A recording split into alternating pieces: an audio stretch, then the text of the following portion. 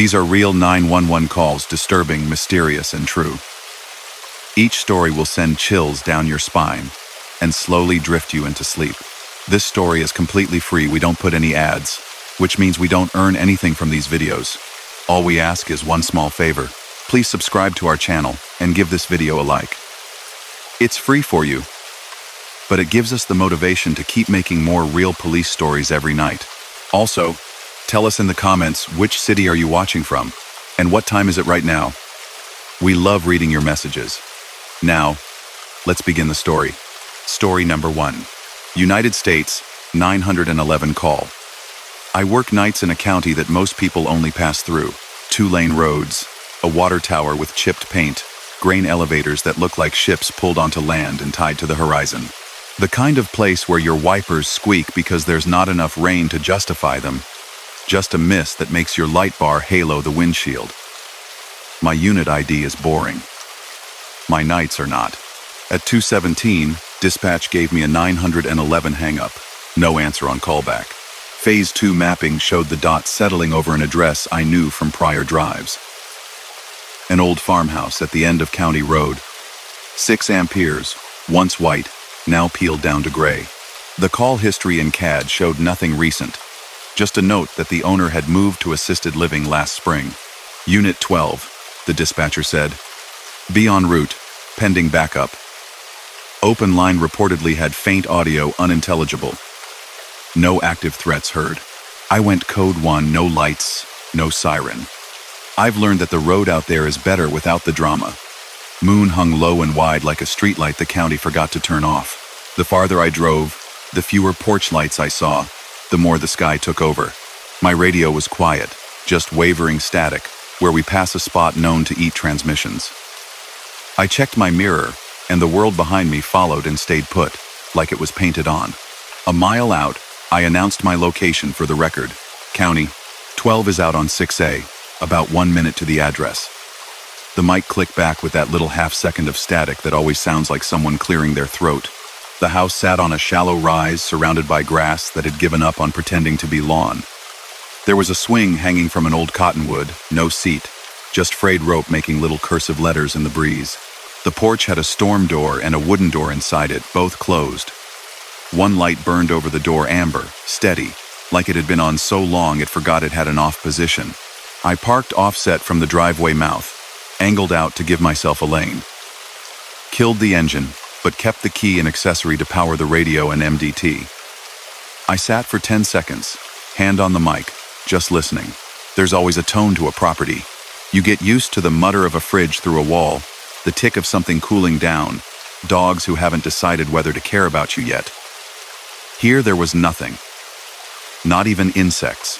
The house had a vacuum to it, like all the air inside had gone still at the same time and was waiting. County, 12's on scene, I said, stepping out.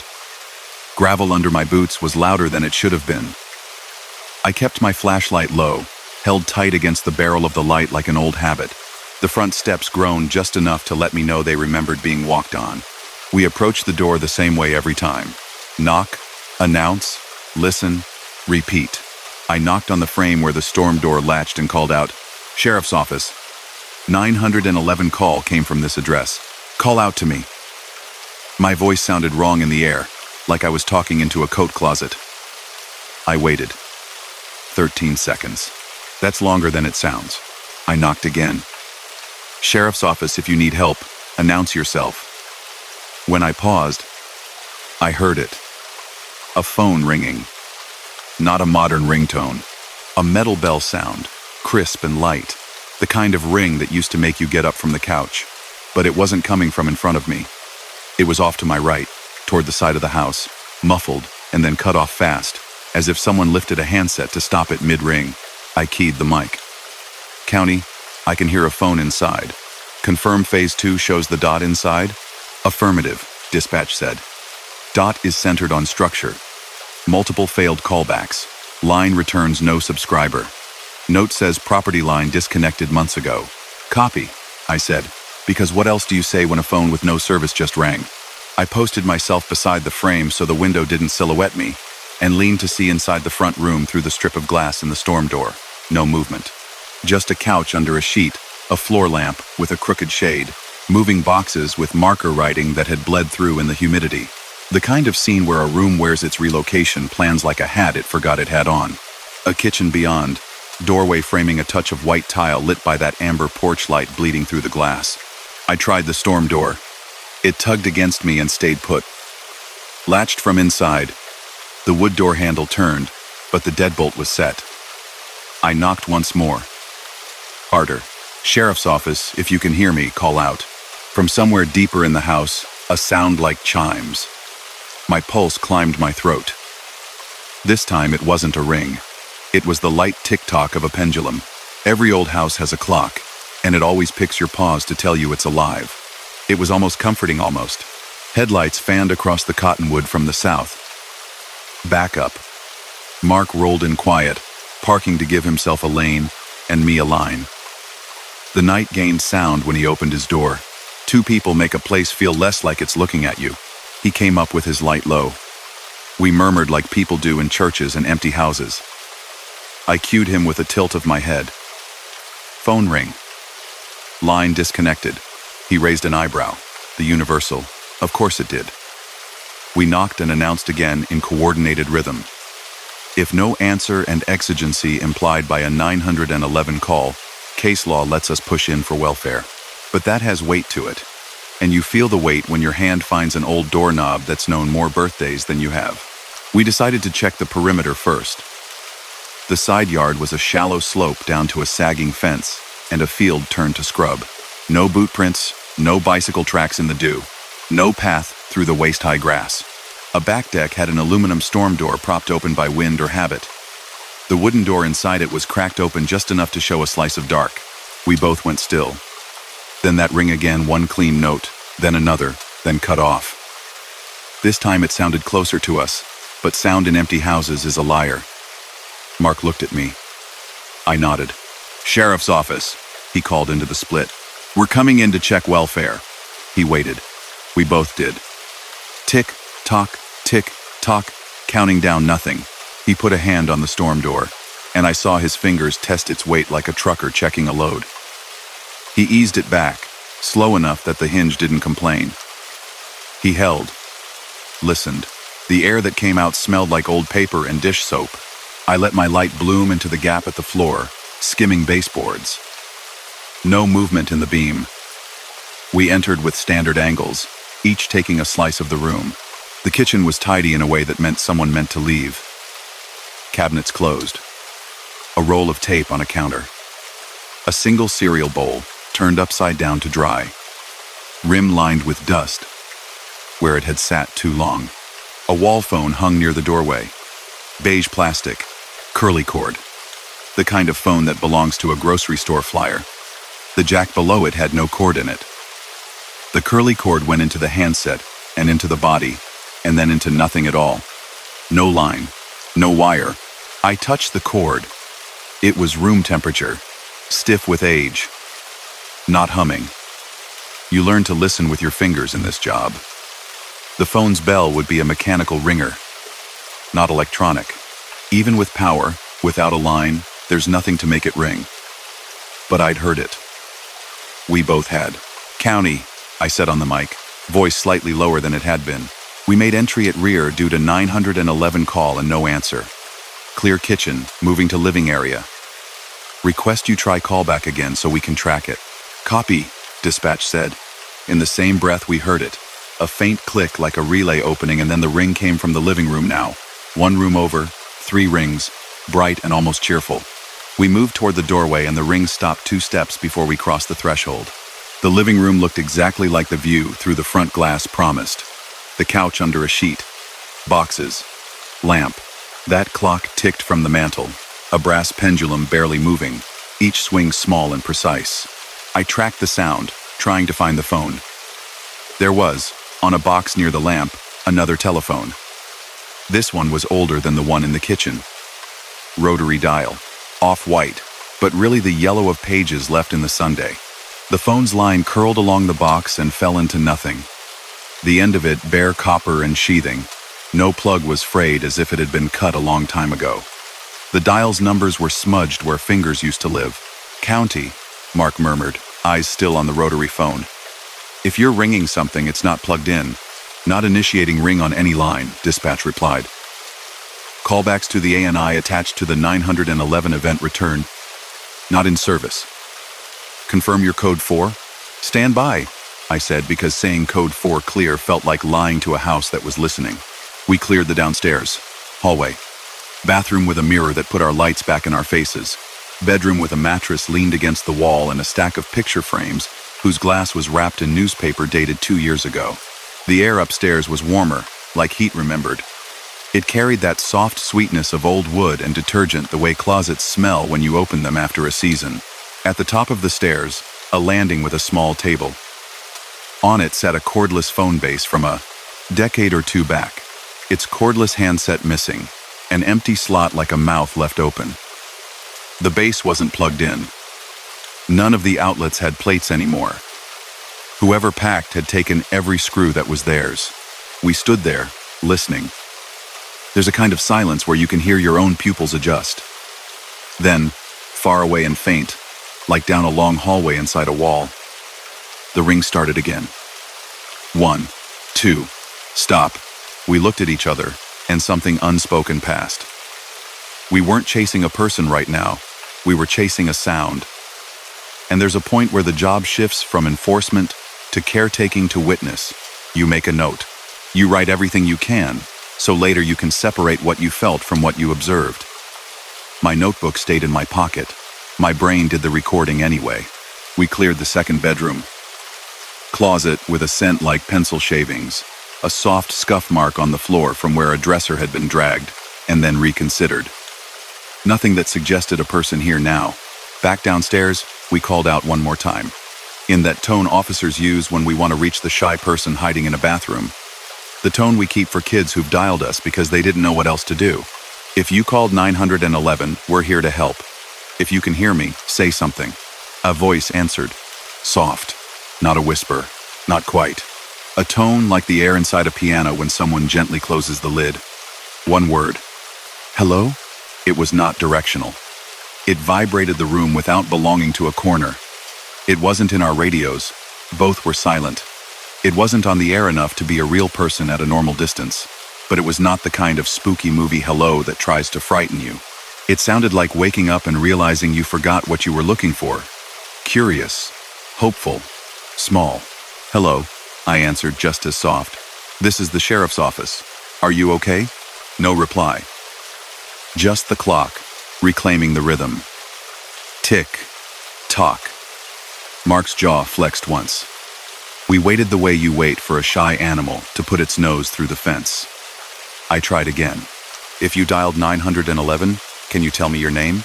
Silence then, faint and far like a pocket dial from a coat in the next room. The unmistakable sound of a phone being picked up, a clack of a handset hitting a cradle, and a dial tone. It wasn't in the kitchen. It wasn't the rotary. It was just present. And then it bled out into quiet. We swept one more time, slower, peering into the places we'd already peered. The pendulum swung. The brass reflected our lights in little crescents like tiny moons, trying to be bigger than they were. We went back to the kitchen and stood by the wall phone, and because the only thing that felt like control was action, I lifted the handset. It was lighter than it looked. I put it to my ear. No tone, no static, just the sound of my own ear against a seashell. I put it back, careful with the cradle like I was tucking something in. County, I said finally. Residence appears vacant. No sign of forced entry or person in distress. We're going to secure the back door and clear. Copy, dispatch said, voice back to its normal office light. Heads up, got a second 911 hang-up. Same Annie, same address, while you were inside. Call rang 3 times, disconnected. Recording picked up faint audio. I'll save it. We made a note to check with the property manager in the morning and to add a directed patrol if we had time. We pulled the back door snug. The storm door latched on the second try old metal, stubborn. As we stepped off the deck, the night gave a sound back to us. Insects, finally remembering their lines. I felt my shoulders loosen for the first time since the county road. We stood near our cars a minute, just writing notes on the hood, comparing exactly where we heard what. No bravado, just curiosity. Then Mark rolled off to cover the north end, while I lingered to send the update through the MDT. I typed slower than I usually do.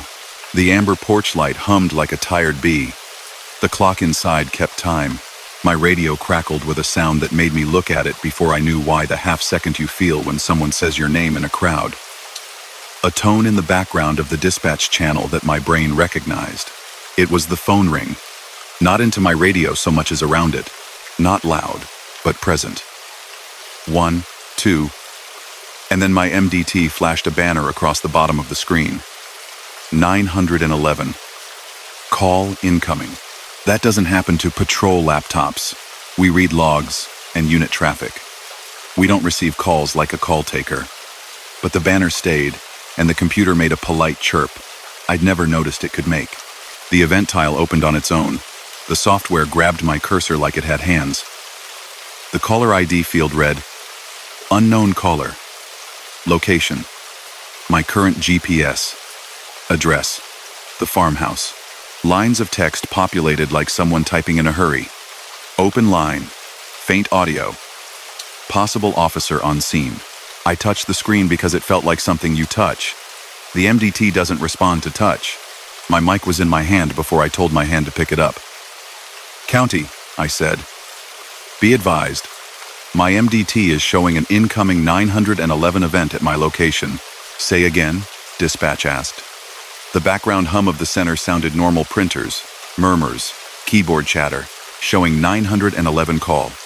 Unknown caller. It's using my GPS as the dot. Negative on system log, the dispatcher replied after a beat. We don't show any call hitting the line right now. Did you maybe open the previous event? I didn't answer immediately. I was looking at the screen. Words were populating in the notes. I wasn't touching the keyboard. It was a transcript, or a fragment of one, of something very ordinary. It was my voice. County 12 on scene, it typed. Show me out at... And then the line replaced itself with, Hello? The porch light flickered. Just once. Not off, just a blink. Like the filament had a memory it was checking. Lifting my eyes, I caught the last micro shake of the cottonwood rope. No wind. Just one movement, and then the stillness settling again like dust. I hit escape with a little more force than necessary. The event tile closed. The banner vanished. Mark called me from 3 miles up, asking if I needed him back, and his voice sounded like life. I told him no. I was clearing. I told dispatch the same. I pulled forward, turned around in a 3-point that made my backup camera complain at me like it cared how close I got to the weeds, and I left the house with its clock and its tidy kitchen and its phones with nothing to say. In the morning, I stopped in at the office and visited with the records clerk, who knows more about phone lines than anyone should. I asked about the 911 recordings from the night. She played back a file tagged to my event, and we listened in that small room lined with binders that smell like cardboard. The call was a few seconds long. Open line. The sound of a clock in the distance, thin and faithful. And then a voice. My voice. Sheriff's office, it said, in that tone I save for the small animal under the fence. Are you okay? No reply. Just the soft clack of a receiver being replaced, like courtesy itself had ended the call. The property manager returned my message later that afternoon. Nice guy, quiet. He told me the power to the house had been shut off at the meter box since last month for renovations. Did you see a light on? He asked, puzzled. I said I saw what I saw, and that I'd add a drive-by to our list for the week. He laughed softly, like a man who's heard farmers shrug at the sky and say it'll change when it changes. When I drove past that night, there was no amber glow. The porch bulb was dead, or resting. The swing rope hung like a punctuation mark you didn't need but kept anyway. I didn't stop. I just let the car idle past and listened to the engine act like a living thing in a county full of sleeping ones. I've had worse calls. I've had louder ones. But that one stayed. Not because something chased me down the stairs or wrote on the mirror, because it felt like the quiet was making space for something that had good manners. A hello. A ring on a line that wasn't a line anymore. As if the house needed to practice how to ask for help long after anyone was there to hear it. And I think sometimes the job is to answer even those. To stand in the doorway and say, I hear you. Even if all you can put on paper later is that the clock kept good time and the porch light hummed like a bee that had nowhere to be. Story number 2. United Kingdom, 999 call. I work nights on a double crewed response car out of a city station where the river loops like a question mark and the estates look the same until you know them by smell and sound. The paperwork calls our car an IRV. Everyone else just calls it a car. My call sign that week was India 21. My partner was Ellis. We get the same coffee, from the same garage, from a machine that wheezes like an old dog. Everything's a routine until it isn't. At 2:43, Control put a silent 999 through to us. India 21, the controller said, calm and clipped. Concern for safety. Silent solution. Caller keyed 5 to 5. AML shows within 5 to 10 meters of Beacons Court, Greystoke Estate. Possible 7th floor walkway. No further info. If you've not heard of the silent solution, it's what happens when someone rings 999 and can't speak. If they answer prompts and key 55, the call takers treat it as real. You don't know why. Someone can't talk. You just go. We ran on Blues to the ring road and killed them 2 streets out. No need to wake the block.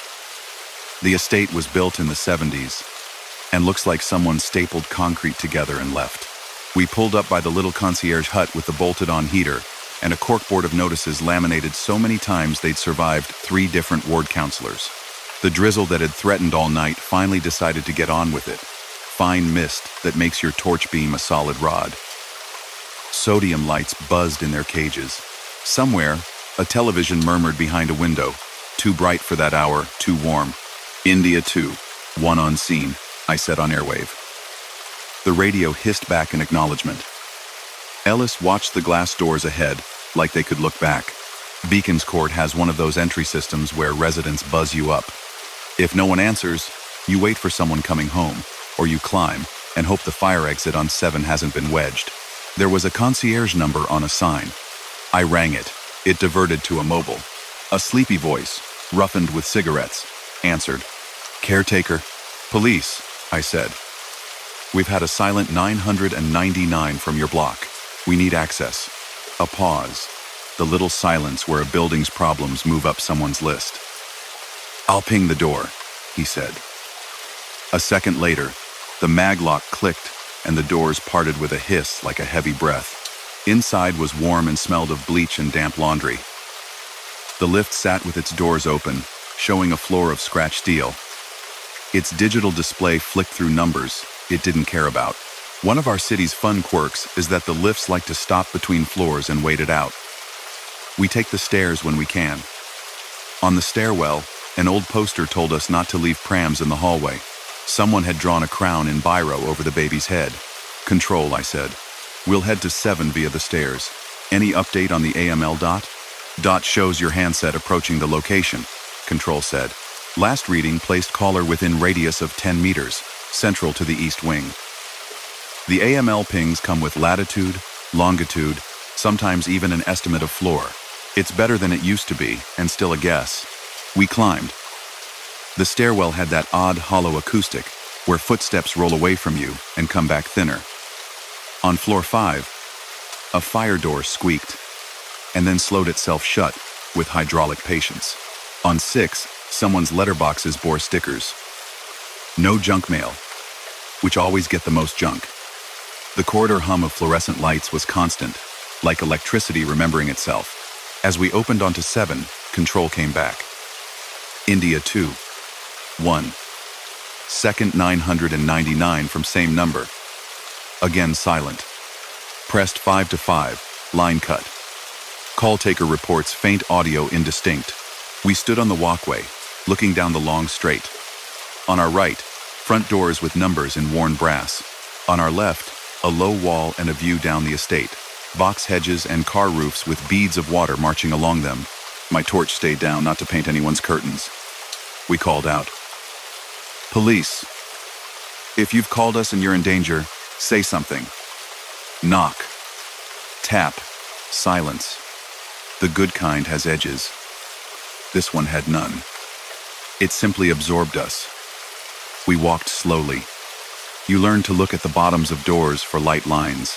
You learn to notice the dead giveaways post building up under a letterbox, a key on a string where it shouldn't be, a shape behind frosted glass that doesn't breathe. Nothing like that here. A washing basket sat neatly outside 72, pegged socks like flags of countries we don't have. By 73, we both stopped. Hard to explain why. The number was slightly skewed. A little pile of salt granules lay by the threshold. A cat's paw print cut through it, delicate. It's the kind of thing you notice at 250 if you're wired to notice. I leaned just close enough to listen, and heard only the building breathing pipes, wires, cables talking to themselves. "Control," I said, keeping my tone ordinary. "We're at the Mid-East section, door 73. Can you do a callback and leave the line open? We'll listen." "Copy," Control said. In my ear, the radio was quiet. Then, faintly from somewhere up the walkway, not a ringtone, but the soft warble you get from a cheap handset's vibration on a hard surface. That bumblebee buzz. 1, 2, then silence. We knocked on 73. "Police," I called. Standard knock and shout. "We had a 999 from this block. Are you okay? Can you speak?" A thin sound came back through the wood, not speech. The building settling, the sound you get when air moves around a hinge. I looked at Ellis. He gave me that tiny nod that says nothing you can write down and everything you need. I tried the handle. It was locked. There were no signs of forced entry. No smell of gas. No crying. No clatter. No television. Just the lights humming. We knocked number 72. A woman answered. Tired face. Robe. The universal expression of, "What now?" She blinked at my vest, took in the yellow of the jacket, and relaxed an inch. "We've had a silent 999 from this floor," I said. "Have you heard anything? Any arguments? Any knocking?" She shook her head. "Only the lift going up and down on its own again." "Does that sometimes?" "Otherwise, nout." Her accent was broad and warm. She peered down the walkway at 73. "That one's empty. Old man moved out last year. Care home. That's squared with our intel." "Thank you," I said. "If you hear anything, call us." She closed the door carefully, with the slow assurance of someone who has had the door kicked in and doesn't fancy it again. We stood outside 73 and listened to nothing. Then my radio crackled. It wasn't Control. It was just a dead air click, the kind we get when someone somewhere keys up and has second thoughts. After that, Control's voice returned. "India 2, 1, concierge reports an internal alarm. Lift emergency phone activated, 7th floor. Can you check?" We turned. The lift sat with its doors closed. Its display flicked to 7, then to a row of dashes, then back. The emergency call button glowed red behind scratched plastic. A green LED blinked in a pattern that probably meant something to someone who services lifts. We approached. The little grill behind which the emergency speaker lives felt like a throat. "Hello? Hello?" I said, keeping my voice level, as if lifts can be startled. "It's the police. If you're stuck, shout." No sound from the shaft. But in my earpiece, Control came in. "We're getting audio off the lift line," she said. "Open mic, faint background, might be yours. Hold for a second." We held. A low rush, then a texture I couldn't place. It wasn't a scream. It wasn't words. It was like hearing the sea through a neighbor's wall. "Control," I said quietly. "The lift's empty." "Copy," she said, a touch slower. "Alarm's cleared by itself. Be advised, third 999 from same number, lasted 9 seconds. Call taker reports a male voice. I'm going to play you the clip. On airwave, we can get recordings patched. It's always a little surreal." There was a beep, and then a small square of sound slipped into my ear. It was my voice. Calm. Professional. The one I keep for this job. "Police," it said. "If you're there and you can't talk, we're here to help. Knock on something. Make a sound." I glanced at Ellis. He didn't move. I didn't say those words into any phone. I'd said something similar to the wood of door 73 30 seconds earlier. The clip ended with the soft click of a line closing itself. Control, Ellis said. What time does that recording show? Time stamped as 2 hours 48 minutes and 13 seconds, she said. Why? Ellis looked at the lift panel. The display rolled numbers like fruit in a window. We were on 6 then. We can enter if we think someone's life is at risk. Section 17, pace. It's not a key we use lightly. I called it. Control, we're forcing 73. Concern for safety. The caretaker called back at that moment to say he had keys. Please don't take the door. He was 2 minutes out in a taxi. 2 minutes is a long time when you're stood with your hand on a handle that feels like a pulse. We waited. While we waited, the building's intercom pinged. Not to us. Somewhere further down, a call from the front door came through. A buzzer sounded as someone let someone else in. Echoes fold in these blocks like paper. The lift twitchily thought about moving and then didn't. The fine drizzle pattered against the concrete and made the sodium pools bleed. The caretaker arrived at a labored run, keys on a ring that told his story, old tags from doors that no longer exist. A plastic whistle. A trolley coin. He was gray in the face and annoyed at being awake. He blinked at our vests, then did the professional thing and took a breath. Flat 73's void, he said, fumbling a key. Been empty since Mr. Rawlings went into Oakview. We've had kids in sometimes. I tell them off and they come back as pigeons. He let us in. The door stuck on a bump in the carpet like it did not want us to step past. You know the smell of an empty flat. Even clean, it smells like things that used to be and have chosen not to be anymore: dust, paper, the sweet tail of washing powder that hasn't been used in months. A living room, stripped, a ring on the carpet where a table had stood. In the kitchen, a faint line in the sink.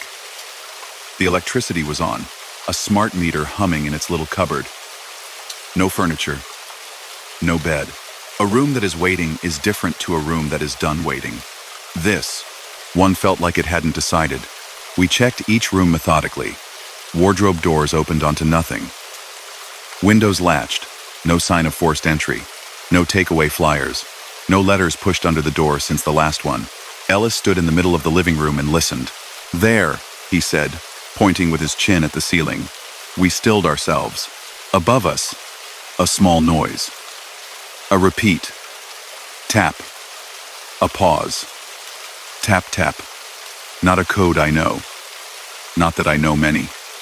More like the sound of someone adjusting a frame on a wall and letting it go too soon. Then nothing. Then the hum returned to being the loudest thing in the flat. Control, I said. 73 is empty. We'll try upstairs. The caretaker had a second string of keys, a jangling alphabet that didn't want to help. We went up to 83. The hallway smelt of someone's late-night toast. We knocked. No reply. We tried 82, 84. A cat wove itself through the gap under 84 like smoke, and the door followed it, and a man with a tired face said he hadn't called anyone. He was watching something about car auctions. We apologized. He nodded like he had seen this performance before. Back on the walkway, control came through again. India 2. 1. Be advised. AML dot shows movement. Now reading at your precise lat-long altitude. 11 meters above ground. Same as you. It's matching your handset. Meaning the caller is moving with us? I asked before I thought about how that sounded out loud. Meaning the system's confused, she said quickly. Which is what you say when you don't want to make a thing a thing. Stand by. We stood. The lift doors opened on their own. A rectangle of mirror, the cheap kind that warps you at the edges, showed us back at ourselves. We didn't step in. The caretaker crossed his arms and sighed without breathing it out. Then, down the corridor, an internal phone rang. Not a mobile ringtone, a harsh, practical trill, the sort you get from an entry phone on someone's wall. The sound came not from any one flat but from the corridor as a whole, because sound sticks to concrete differently. We followed it like you follow a smell, uncertain until you are upon it. It led us to 79. Before we got there, it stopped. Do I open it? The caretaker asked, already fishing. If you've got consent from the tenant, I said. He did not. He did have a number, which he dialed. and left a message that was mostly pauses. We moved along. This kind of work is patient or it isn't done. Control again. India 2. 1. 4th 999. From the same number. Call taker heard this will sound odd, the lift floor indicator tone, and then a voice, possibly male, possibly yours, saying, "Hold there." Then it cut. Then, we hadn't met anyone. We'd said nothing into any phone.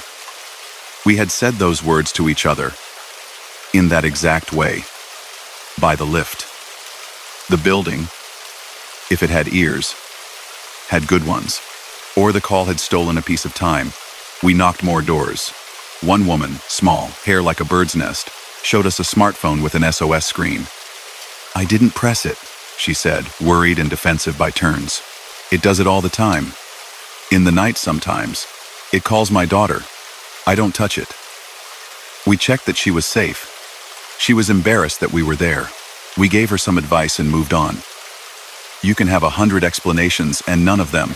By 3:15, the drizzle had decided it was rain. It hissed off the walkway, made meniscus beads on the handrail. The caretaker wanted to go back to his heater and his chair and his cigarette, and I didn't blame him. We had done everything we could that made sense. We'd looked, we'd listened, we'd attended. We'd held the space long enough for whatever wanted to show itself. "Control," I said. "We're going to be clear of Beacon's Court, unless something else comes in." "Copy," she said, and her voice was the steady light you steer by on these jobs. "For your info, caller's number shows as withheld. No subscriber. We'll link the calls in the CAD. Thanks." We left. The entry door's side closed behind us. As we reached the car, the concierge hut's little window slid open, and the caretaker stuck his head out. His voice strange with the hut's acoustics. "There's one more weird thing," he said, almost apologetic. "You know the lift emergency?"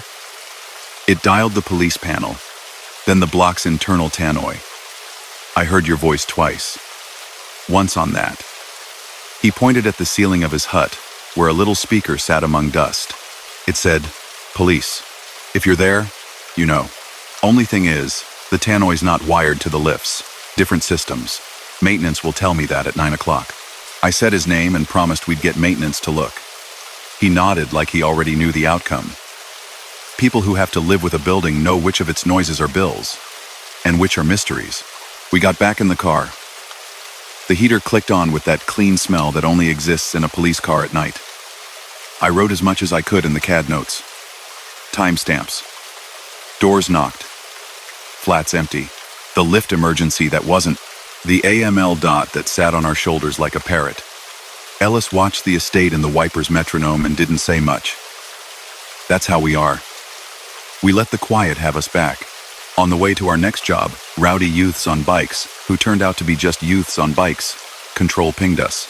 India 2-1 small update. I had BT replay the audio from the calls. They cleaned it up. Well, we can put it on your email. It sounds like a clock maybe? A faint tick? And your voice, heart, but tilted, like a recording of a recording.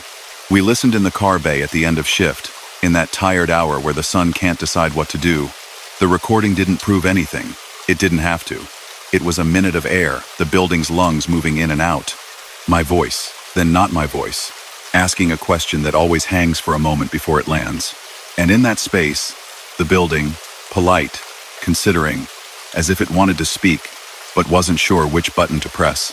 A week later, I went back to Beacon's Court on an unrelated matter. I took the stairs again out of habit. On 7, the salt was gone by 73. Scuffed into the world by feet that didn't care. The lift sat quiet and obedient. The caretaker waved from his hut. I walked the walkway once more. It was just a hallway. Just concrete. Just paint. But as I got to the middle, I heard the softest tap, 1 to 2, somewhere in the skin of the place. Could have been a pipe. Could have been someone's picture frame. Could have been nothing. I stood there and said hello to the air in a voice meant for small animals under fences. It seemed only courteous.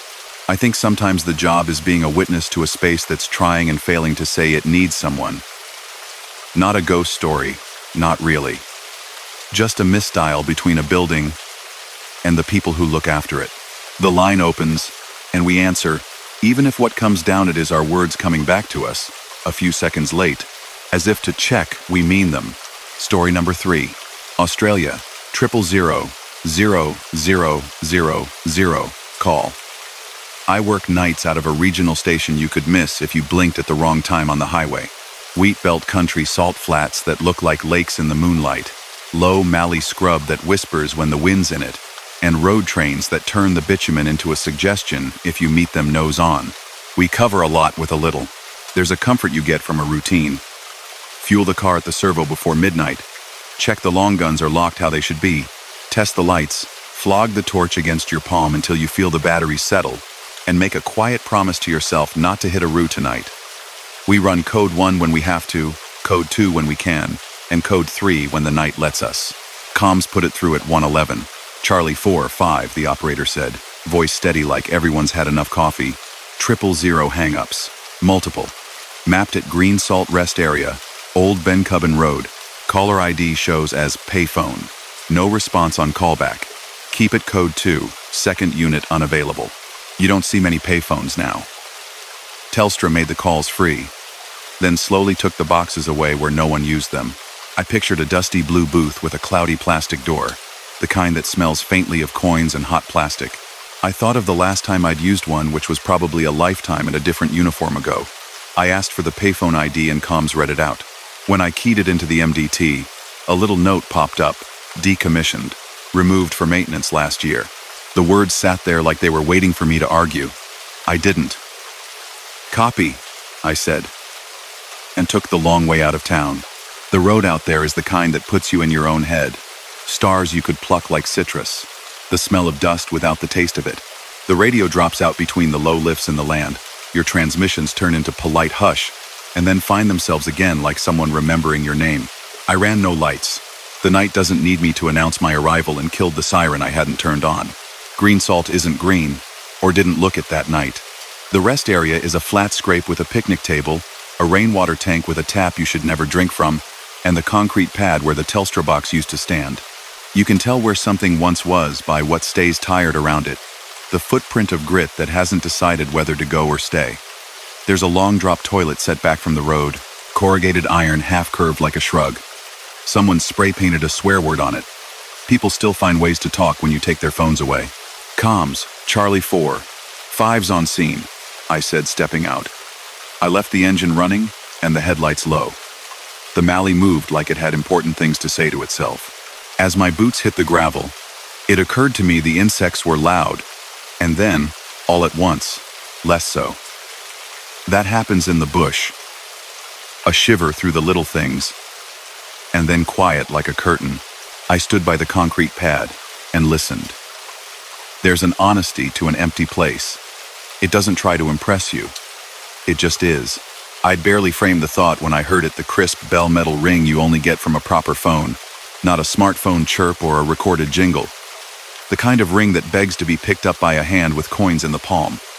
One ring, another. It came from somewhere to my right, where the scrub thickened around the tank, and then it cut, like a line closed with intention. I said into the mic, calm as I could make it, "Comms, I'm hearing a ring consistent with a payphone. Confirm that payphone was removed?" "Affirmative," she said after a pause long enough to check. Telstra's record shows that unit decommissioned, removed 15 months ago. "Are you safe to approach, Charlie 4? 5? "Safe as the night will let me," I said, which is an answer comms will tolerate from people they know. I angled the torch low and let the beam just skim. You don't want to shine straight into the scrub. It gives you back glare and nothing else. The ring didn't come again. The concrete pad still bore the shadow where bolts had gone through. The cut stubs of threaded rod poked through like teeth. A white sticker, half peeled, clung to one corner and flapped a little in a breeze I couldn't otherwise feel. Under the pad's edge, a scatter of coins, brown ones, mostly, and a 50-cent piece. You see that sometimes where phone techs sweep out a box and don't care about the residue. I ran a boot toe over the coins. They stuck like they'd been there a while. "Comms, any more hang-ups since I got here?" I asked. "Just had another one come and go," she said. 7 seconds, open line, no voice. Background, maybe wind. I went to the toilet block because anything with a shadow deserves a look. Inside was what you'd expect, clean enough. No syringes. A moth having a rough night with a fluorescent. When I stepped back out, the ring came again. This time it didn't sound right. It was too round. It didn't bounce off how it should have. I realized I was hearing it in two places. Out there. And very soft. Behind my own ear. Inside the car. The MDT in the dash chimed one of its polite little noises you only notice when you're listening for everything. The event tile updated. 000 call. Payphone green salt. Under it, a line I'd never seen. Remote assist prompt active. Comms, I said. My MDT's flashing remote assist. Is that you? Negative, she said. You've got the latest push? Might be a hiccup. Stand by. The ring cut. In its place, a tone like someone being put on hold, and then the voice we all know. The 000 operator with that careful diction. Emergency? Police? Fire? Or ambulance? The voice wasn't in my radio. It wasn't in the night. It was in the car. I hadn't touched anything. The audio sounded like a recording. It wasn't real time. The next thing I heard was me, through the car speakers, from some previous job maybe, saying, "Police. Hello. If you can't talk, tap." The kind of thing you say when a line goes open and someone doesn't dare speak. I stared through the windscreen at the pad where the payphone wasn't, and had the stupid thought that if I ran around to the other side of the car, I might catch the night with its hand in my glove box. I didn't move. I listened. The recording clicked out. The MDT went back to its polite blue. The road stayed the road. Somewhere far away, a truck muttered. I took a breath and did the thing that makes you feel in control. I called the number back. "Comms, can you initiate callback and leave the line open?" She did. The ring came, not from the car, not from the radio, but from the scrub again. 1, 2, 3. On the fourth, it stopped, and a small voice came through the air, not loud, not far. Hello? A child's hello, not a spook's, not a horror film whisper. A real little boy hello, cautious and polite. The way kids in this part of the world speak when they've been told to use their manners with strangers. "Mate," I said, lowering my voice without meaning to. "It's the police. Are you okay?" Silence. Then the sound of a coin hitting metal and skittering, like someone missing the slot. A breath. Then the same little voice, higher with effort. "Mum's asleep." "Is she breathing?" I asked, the question we always ask in different words. "Can you see her chest moving?" Silence again, with that faint metallic room tone you get in a phone box. Then, she said the tap's not working. "Where are you?" I asked. "Can you see a sign?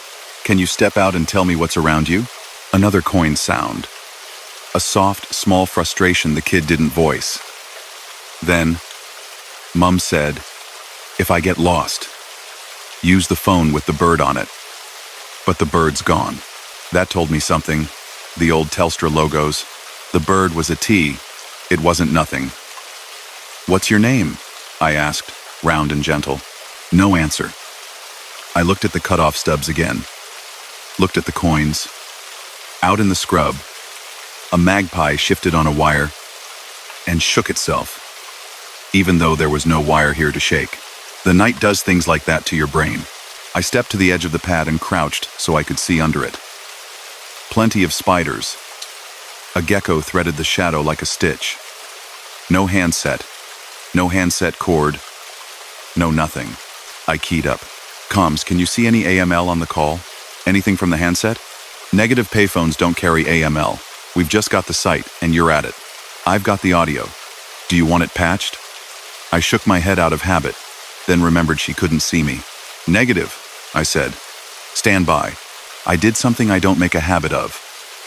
I reached into the space where the phone would have been and said, "Hello." Into air, a foot in front of my face, as if the night had a receiver to bring to its ear. This time, the child didn't speak. A woman did. Not scared.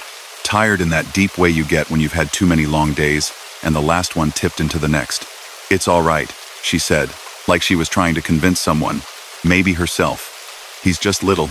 He can't carry the water. I felt my scalp tighten in that little way that precedes nothing. "Ma'am," I said. To the air, to the scrub, to the empty pad. "Try to stay on the line. Where are you?" The call didn't end. It simply drifted, and the sound of it changed to something else. The soft cluck of a bucket tapping the side of a tank while someone turns a stiff tap.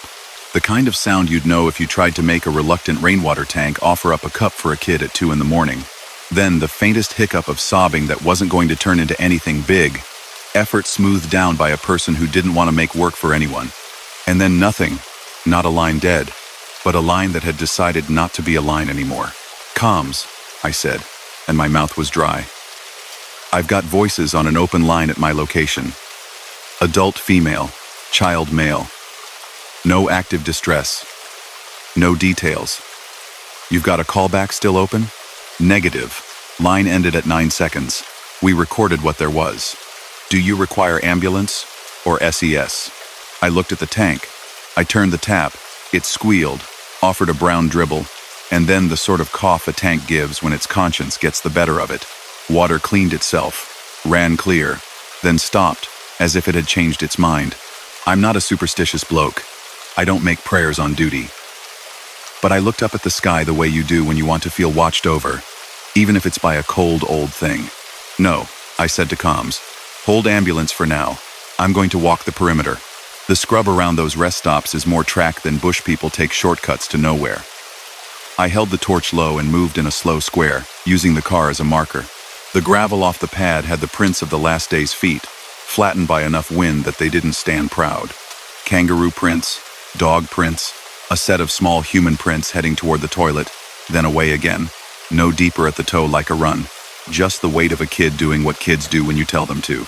The prints were old. The edges had softened into the ground. I laid my own boot beside one. It looked like something that happened a long time ago, and was still happening a little bit now. The ring came one more time, that crisp, urgent shape a bell makes. It didn't come from the scrub or the car.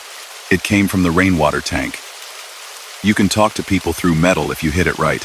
The sound set a shallow echo around my chest cavity. I put my palm on the tank and felt not a vibration but a decision. "Comms," I said. "Go ahead and patch me the recording from the first call." She did. In my earpiece, the same operators we always hear, and then a rush that could have been wind, could have been breath. Then a small voice saying, "Mum's asleep." Just as I'd heard but hear. On the recording, you could hear my voice underneath it. Faint, with a delay that made it sound like someone trying not to interrupt themselves. "Mate, it's the police. Are you okay?" My voice, already spoken, recorded at some other angle, coming back around. The two overlapped in a way that was neat and wrong. Then a line click that sounded like the deliberate courtesy of hanging up. "Charlie 4-5, status?" Comms asked, and I could hear the tightness that comes into a dispatcher's voice when they've been watching a dot on a map sit still too long. "Code 4, I said, which wasn't true in a way that had nothing to do with safety. I was fine. The night was fine. The job had stepped sideways and was waiting to see if I'd follow. "I'll be on scene another 10. We treat these things like welfare checks, even when the welfare belongs to a voice that might be an echo from an old box." I wrote notes on the MDT, every ordinary thing I could. Pad intact, bolts cut, coins present, tank tap, half functional. No new foot traffic. No vehicles in or out in the last 15 minutes. I walked the fence line to where the Pajero track meets the main bitumen. No tire marks fresh enough to pack. No fresh rubbish in the bin. No signs of a rough camp behind the toilets. No pallets, no blankets, no empty tinnies. When I came back, I did something I'd be teased for if I told it in the lunchroom. I took the handset from our car radio, not the airwave our other set, the UHF we use for SES and farmers who don't have mobiles, the one that lives under the dash like a tired dog. I keyed to scan and listened to the static shuffle through partners we don't have. It found nothing but itself. I held it near the tank and said, careful as if I were poking a length of wire into a live thing, "We heard you. Help's here. If you can hear me, tap." The tank gave nothing back. The Mali leaned in, and then out as if considering whether to be audience or chorus. The insects found their lines again. Somewhere in the dark, a fox's feet whispered in gravel just long enough to convince me that foxes are lightweight ghosts with bad PR. I knew a ranger from the Shire who isn't a ranger. Officially, they call him a work supervisor, but he's the one who gets called when gates need opening and tank levels need guessing. I rang him.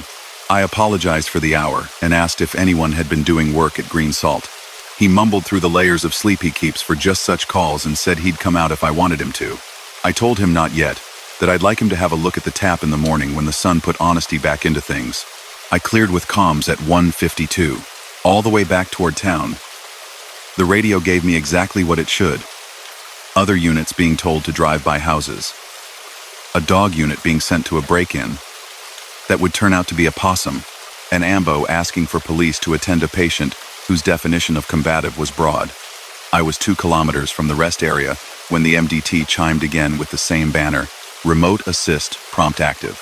The event tile opened itself. A note I hadn't typed populated, Officer on scene.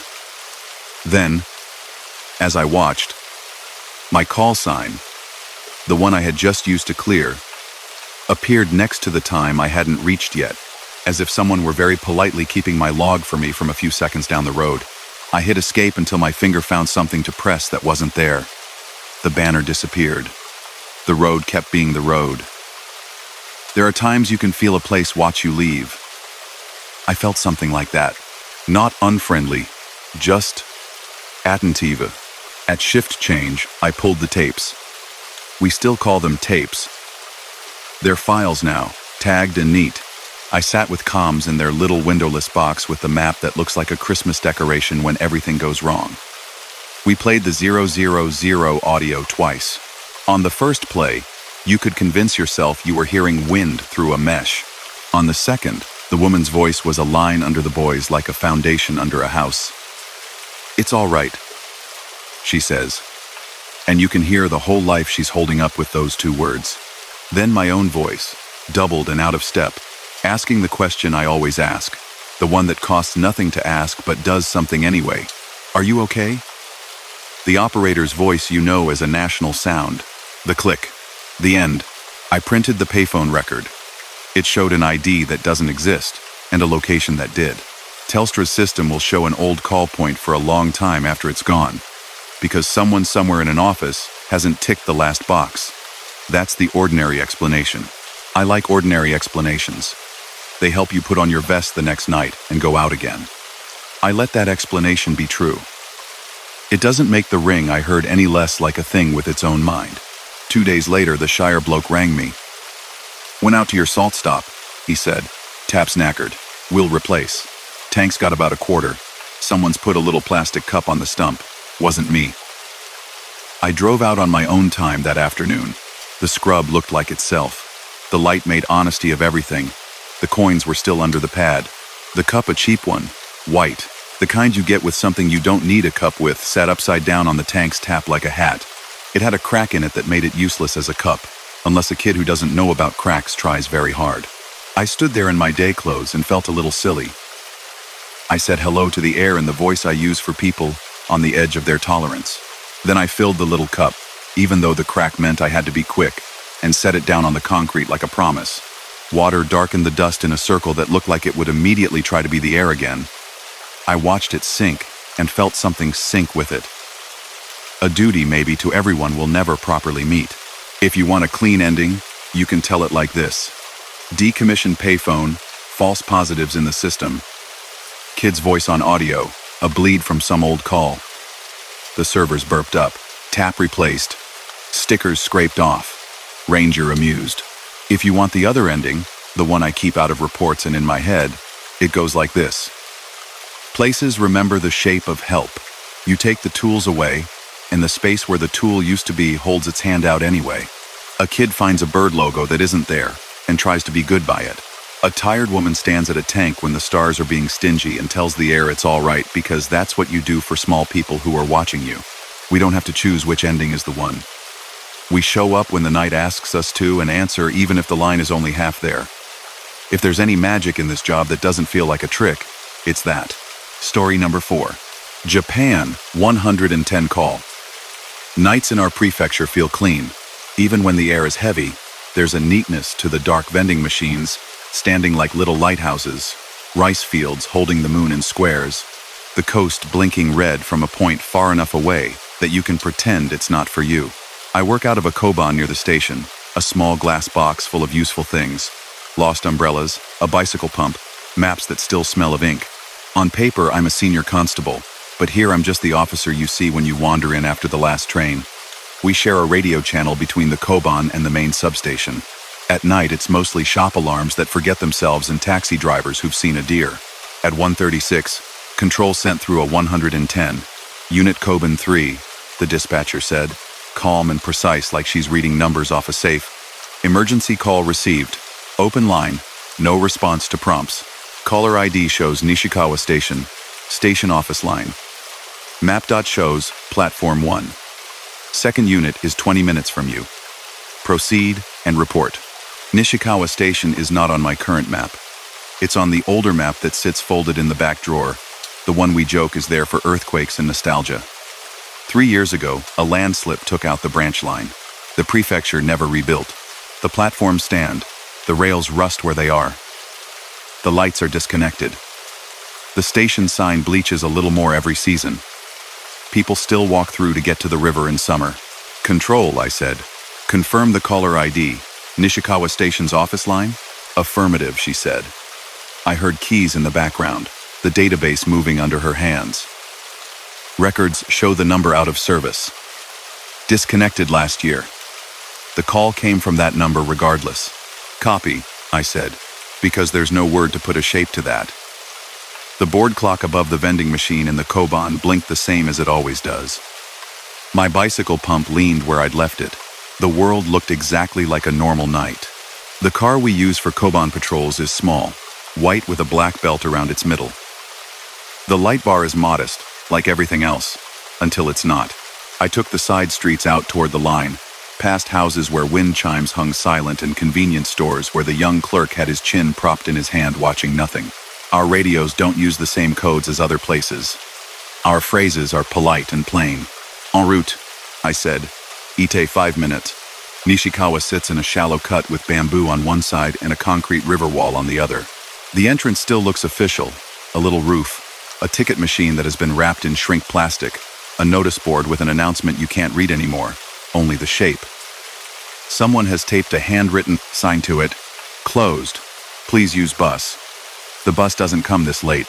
I parked by the bicycle rack. Nobody's bike was there. The vending machine at the entrance drinks only hummed, like it was keeping itself warm. Its light made the moths choose a path, and then change their minds. I stepped out, and the gravel made a sound that felt like a question. Control, Koban 3 on scene, I said. No visible activity. I'll check the platform. Even with our lines shut, the safety signs stay. Yellow strips along the platform edge, little pictograms telling you where not to stand, a board about how to evacuate. I walked through the entrance and the station let me be in it. It smelled like dust, and the faint salt of the river, and wood that had decided to be old. The 110 center uses an interactive voice when a caller cannot speak. If you need police, press 1. It will say. If you can't speak, make a sound. The recording is a warm woman's voice, meant to sit you down. That voice came into the air as I stepped onto platform 1. It came not from my radio, not from my phone, not from any speaker I could see. It came from the space above the yellow line, clear as if the station had decided to be modern. Emergency, the voice said. Police, fire, or ambulance. I stopped and listened hard enough to feel my neck get tight. My radio was quiet. The vending machine hummed. The cicadas in the bamboo argued a little, and then decided against it. The voice continued, If you can speak, please tell us what you need. Control, I said low. I'm getting audio at my location that sounds like our 110 interactive prompt. No devices visible. Is that being rebroadcast on purpose? Negative, she said, careful. We have one open call attached to the event. The line is silent. No prompt is being played. We're not pushing audio to you. Please describe what you're hearing. I described it. I described the nothing else I could hear. The platform light standard that should have been dark sketched my shadow in a way that made me want to step out of it. Then a second voice joined the warm recorded one. A girl, child-aged, soft, close, and not. She said what you hear when you stand on a rural platform waiting for someone. Sumimasen? It was the way kids here do it, polite, not wanting to interrupt, announcing themselves to the air as much as to a person. It's the police, I said, in the tone I keep for small people and elderly people and anyone being as brave as they can. Where are you? Silence from the kind that isn't empty, just thinking. Then, very small. The doors closed. I looked at the rails. I looked down the line and saw only bamboo and a curve into a cut that turns the world into a thin sliver. Which doors? I asked. Where are you standing? A white line, she said, and I could hear her doing as asked, looking at her feet. My mother said, behind the line. I did. But the doors closed. Behind me, the ticket machine wrapped in plastic gave a creak as the night adjusted. On the platform, the display board that had not shown a schedule in years stayed dead. And yet, in the air above it, I heard the little chime our stations play when they announce a train, a melody we all know in our bones, because it's the sound of going to work and coming home. 4 notes, answered by 4. It was not loud. It was exact. I kept my breathing reasonable. Control, I said. Are you hearing this on the recording? Negative, she said. Your radio is the only audio I've got. I'm not getting station feed. Understood. There are jobs where you execute policy, and jobs where being a person is the only policy that works. I did the latter. Listen to me, I said to the air. Can you tell me your name? A pause, and then a decision. Mika, she said. The sound was shaped by air, by distance, by things that made it not a voice in my ear, but a voice in a place. Mika, I said, and said her name like a mountain you want to be careful with. Is your mother with you now? She is. The word hung like someone stretching a thread. She was. She said, we will get on in front, so we can see the sea. But the sea is wrong, and the door's closed. We have a phrase you use when you respond to something your brain doesn't want to classify. Shochi, I said, acknowledged. I said it to control. I said it to myself. I took out my flashlight, but kept it low, as if pointing it too much would scare the sound away. I walked the length of the platform. Dust clung to the metal benches in a way that showed no one had sat there and moved in a while. The station office window had a poster of a tourism campaign with antique ink that had gone to the color of tea. Inside, a desk, a calendar stopped in a winter 3 winters ago, a wall phone fixed with its spiral cord looped into the wall. The handset hung on its cradle, like it had never known the year changed. Control, I said. Did the 110 call give you a precise dot? She read numbers. They described the air above where my shoes were. Copy, I said. Caller identified as female child. I'm continuing to make contact. Backup is 10 minutes, she said, because that's something you say when there's nothing she can lift. I knocked on the office door out of habit, announced myself to an empty room out of courtesy, and tested the handle. It turned. The lock had been set not to lock. No one had any reason to lock it anymore. Inside, the light didn't work, and the torch made the dust choose sides. On the desk, a ledger, a pen clipped to a chain that no longer clipped to anything.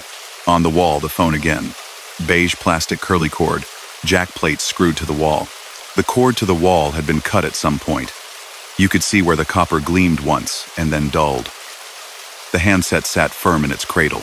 I put my fingers on it, and I could feel exactly what you feel when you touch something that has been ready for a hand for a long time.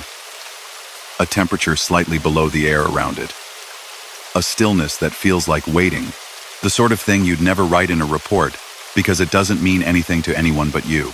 In the space behind me, the 110 prompt voice, so warm, so functional, said, "If you are in danger and cannot speak, please press 1. It sounded the way it sounds on the line. Not entirely human, because it's too even, but caring, because someone made it to be. I pressed a finger against the blank wall where the jack had been. I didn't press 1. I didn't press anything. I just stood there, and listened. The prompt went on. If you cannot press a number, make any sound. I put the handset to my ear, because I had to do the thing that made this feel like a job and not a story. I heard nothing, no tone, no crosstalk, just the sound of my own ear listening. Mika, I said softly into the handset I knew wasn't connected to anything. Are you with your mother now? A noise, thin and kind, came through the phone that wasn't a phone. It was the chime again, that 4-note melody the stations use. It wasn't a ring. It wasn't a beep. It was an announcement. The way places clear their throats. Then, superimposed over the chime, a woman's voice I have heard 1,000 times, but never in this place one of the standard announcement voices, recorded, polite, asking for attention. Please step back behind the yellow line. The doors will close. Something about the way she said will, as if the future were already obligated, made me close my eyes for a second. The yellow line at my feet didn't look like paint. It looked like a decision that had been made for you. The building shifted, the way empty buildings do, a tiny strain of timbers remembering rain. And then the child again, near and not near. It closed. Okay, I said. Listen to me. Can you tell me if there is anyone else near you? Can you see a light? I see the drinks, she said, and I understood. The vending machine outside. It is pretty. Her voice got small with tiredness and effort. My mother is. She is with the water, the river. It runs close. People go there at night to think and to unthink. Stay where you are, I said, using voice like a blanket. I am going to the water. If you can hear me move, don't be afraid. I will come back, I told Control. Leaving platform to check the river wall. Subject may reference water. My light found the path that everyone uses, even when the sign says not to. A desire line down the slope to the wall. The bamboo clicked its little applause at the breeze, only there was no breeze. The river had made itself slow since the last rain. I walked along the concrete that holds it in. The wall has the special texture of civil engineering. Rough on purpose. Grippy. In 2 places the moss made its own rules and turned the concrete dark like shadows that had chosen to stay. At the spot where you can see back to the platform best, someone had knotted a ribbon, white, onto the fence. The kind you see at shrines when people ask for something, or say thank you, or remember. I looked over the edge. The water understood what it had to do and did it. It said nothing special to me. In my earpiece, Control spoke, but she wasn't Control for a moment. The line carried a patch of audio from the call center. She had looped me in without meaning to, or the system had decided to. A child's breath, soft. Under it, very faint, someone saying, "It's all right," in the tone you use to keep your own head above the thing that wants to pull it under. Then my own voice, layered back at me by a delay too neat to be an accident, saying, "It's the police. Are you okay?" The 3 sounds made a chord that was wrong only because it wasn't supposed to be a chord. Then everything returned to normal and Control said, "Backup is 8 minutes." I walked back to the platform, because that's where the thing was, and the job is always to go to the thing. As I stepped up, the crossing bell down the line long disconnected. Arms raised at last. Lights dead for months rang twice. Not a full sequence. Just 2 clean dings. The bamboo shook a little like a cat that had decided to pretend it had meant to jump. At the top of the steps, by the entrance, the vending machine clicked as its compressor took a breath. I looked at it because I couldn't not. In the reflection in the glass, the platform was empty. Of course it was. The reflection made it look like the kind of emptiness that has its own opinions. A can in the top row had a tiny dent, like someone with small fingers had tested whether it was what it said it was. Back at the office window, the phone on the wall gave a single polite tone. Not a ring. Not in this century. A honk like the old exchange had decided to check its calendar. It wasn't possible. I listened anyway. The 110 prompt voice, slightly too cheerful, came again. If you are in danger, stay on the line. Help is being sent. It sounded like a promise. It sounded like paperwork we would never get to see. Then the child's voice, softer now, like someone holding a coat around themselves. Okay, Control, I said, and I could hear myself being extra even. Mika is still audible at scene. She appears to be responding to prompt. No visual. No signs of trespass. Please confirm any other calls into 110 from this location historically. She typed. I could hear it. 2 years ago, series of misdials reported from the number belonging to the station office, same number as tonight. We have notes. Line flagged for removal. Telecom marked it disconnected last spring. 5 years ago, a serious incident reported at the crossing nearby. She stopped there. They never say more than they have to. We all work in a country that saves the worst words for rooms with tissues. Copy, I said, and the sound of my voice pleased me in a way that felt like a compromise with something. Backup's headlights pulled a shallow blue up the road before the car did. I could tell it was Sugiyama from the way he takes the corner like it's a question. He got out and joined me with the respectful speed we all learn. The kind that says, I'm not rushing because you are the one who is here, and I will not tell you what you are seeing is not what you are seeing. I caught him up. He nodded once. The nod all patrol officers share. He listened. He heard nothing. Then the chime played again. Silent but not silent. And his mouth did the small thing my mouth had done. We stood on the yellow line like two people who had bought tickets for a train that didn't run anymore. We waited. We said the things we know how to say to draw people out of bathrooms and under tables. We spoke to the air like it was holding its breath. We did not tell the air that it owed us anything. We knocked on the office door again even though we knew we would. We took the handset off the cradle again, knowing what we would hear. Our own ear. Control, I said finally, because there is always a time where doing more is doing the same. We're going to clear the immediate area and return for directed patrols before dawn. Please note, intermittent audio apparently from 110 prompt and child voice identified as female. No persons located. No forced entry. No safety hazards. Understood, she said. I'll tag the telecom for a line check. Please submit an unusual occurrence report. We wrote the notes while the vending machine watched us. I wrote the part about the ribbon on the fence and scratched it out and wrote it again because it isn't strictly relevant and makes perfect sense here. I wrote the part about the chime and the crossing bell and the way the yellow line held the air like it had a weight to it. I did not write how the phone felt a degree colder than the room, or how my own name sounded heavier when control said it. 2 days later, the telecom came out with a truck and an apology and a hard hat. The man in the jacket told me the office line had been disconnected at the pole 6 months earlier. He held up a piece of curled wire like a tail to prove it. He asked me if we had got prank calls, and I nodded the way you nod when someone is handing you a version of a story that makes their day easier. He stood on the platform and looked down the line like men like him do, calculating angles and slopes. He did not hear the chime. He left us a business card we will never need. I went back alone the following week when I was on foot patrol, and the air was full of the kind of heat that makes the concrete smell like itself. A boy and his mother were walking the path to the river carrying nets. The boy hopped to stay on play tiles someone had chalked. The vending machine had sold out of 2 kinds of tea. The ribbon on the fence had curled on its own, tired of fingers. I stood at the yellow line and said hello in the voice I give to small, brave people. The bamboo clicked once like a polite bow. If you ask me, is it a ghost story? I will say no. If you ask me, what happened? I will tell you this.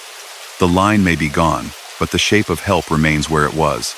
We teach stations to say, please step back. We teach phones to play a voice that says, if you cannot speak, press 1. We teach children to say, sumimasen, to the air, when they need something from it.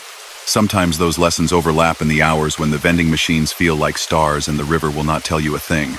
Sometimes you stand on a platform and you hear the sound of an announcement and the door closing noise our brains know even when we sleep. Your job is not to explain it. Your job is to say, it's all right. I hear you. It's not an ending. It's a courtesy. Story number 5, Canada, 911 call. I'm an OPP constable out of a detachment that sits where the Canadian shield first starts to show its ribs. Rock cuts that glint in your headlights. 2-lane blacktop that goes quiet enough at night you can hear the studs of your own winter tires drum underneath. We cover cottages, logging roads, a stretch of the highway that straightens out too long for people who think cruise control is the same as judgment. In winter, the stars feel close enough to push your hand into, and the hydro lines sing like they're practicing for something. It was late January, -22 without the wind. and the wind had opinions. I was the night car, single unit, partner tied up at a holdover in town. It's a small detachment on some shifts. The coffee maker is your backup. My call sign that week was 5 to 7. The car heater has that smell all OPP cars have in deep winter. Rubber mats, wet wool, and a faint tang of the defroster doing its best. At 1:09, PCC patched a 911 hang-up, 5 to 7, the dispatcher said, steady, like she was reading numbers off a ruler. Multiple 911 open lines originating from 1,147 Wren Cove Road. Phase 2 plots on the cottage lot. Confidence within 12 meters. No answer on callback. No previous occurrences. Advise. Wren Cove Road is seasonal. That's code for, in winter, it's not really a road.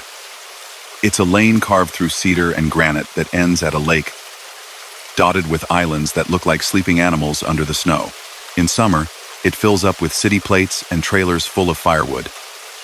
In January, you can go 20 minutes without seeing a porch light. 5 to 7 copies, I said. I'll run code 2. Eat at 25. She 10 to forward me.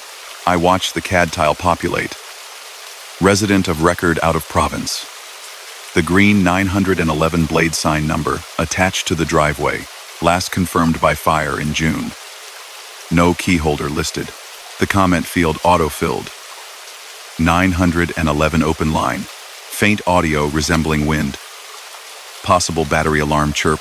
The first 10 clicks out of town the highway was a ribbon with good shoulders. The kind of night you can believe in lines. After that, the plow had given us one pass, and a windrow like a low white wall on either side.